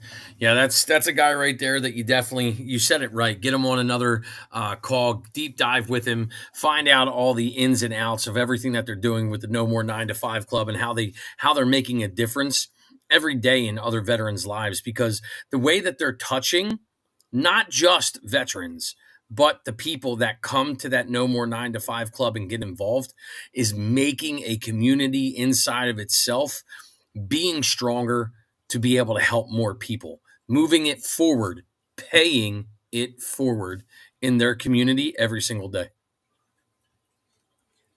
I've only had a brief conversation with him. Extremely impressed. So, well, Thomas, here's the funny thing. I let you go at the end of the last segment. Guess what, brother? We just killed another segment. We just killed another 3-hour spot. That's right. That's another 3 hours down for this fat guy. So, well, I appreciate you having me here, being involved with all these other individuals that you had on, being involved in the conversations, being here to meet and greet with other people, see my fellow veterans on here, talk with Kurt about Project Die Hard, do the things that need to be done. Seeing Santa Papa John is phenomenal as always. Reminding the people to get out there and don't just do something, do more than what you have been. Make more connections. Get out there. Look up something called the Founders Network. Another beautiful place to go out and find people, to connect with people all over the globe to make a difference. These things are important because the more connections that you make, the bigger your network, the more vast your reach can be to make a change where you might be needed and you didn't even know it. Yep, that's exactly right. Kurt, again, thank you for jumping back on. I appreciate it, my friend. So anytime. Hey, let's start working towards next year, right? So even though I've still got another 5 hours to go, we're still going to start working towards next year. I'm going to feel like I've been here since next year or last year or whatever. Since next year. I actually did that one on purpose. Thank you. It's like Back to the Future. It's really good in my head too, and that's the scary part. I was like going, yeah, that sounds about good. Yeah, I like that. Wait, yeah. So, but it's time for us to reset the show. I'm going to ask for about a 5-minute break. Got to get up and move a little bit. You got it. But when we get back, we're going to have a thing that I recorded with Alan Holmes. And Alan is a gentleman who has proven to be a great friend. And I'm going to tell you something. And just a little spoiler alert on this. Alan is one of those guys that when you see when you're with him and he witnesses that the loss of someone, you see the pain, and it hurts when you see that pain in his eyes, because he's a good guy. He really is. And this is the reason why we need to do more. Well, Roger we'll that. be back in about 5 minutes. Yeah. God bless. Thank you, Kurt. We'll see you all in the See you next soon. couple Take minutes. care. God bless. All Have a good right, night. goodbye. Thank you.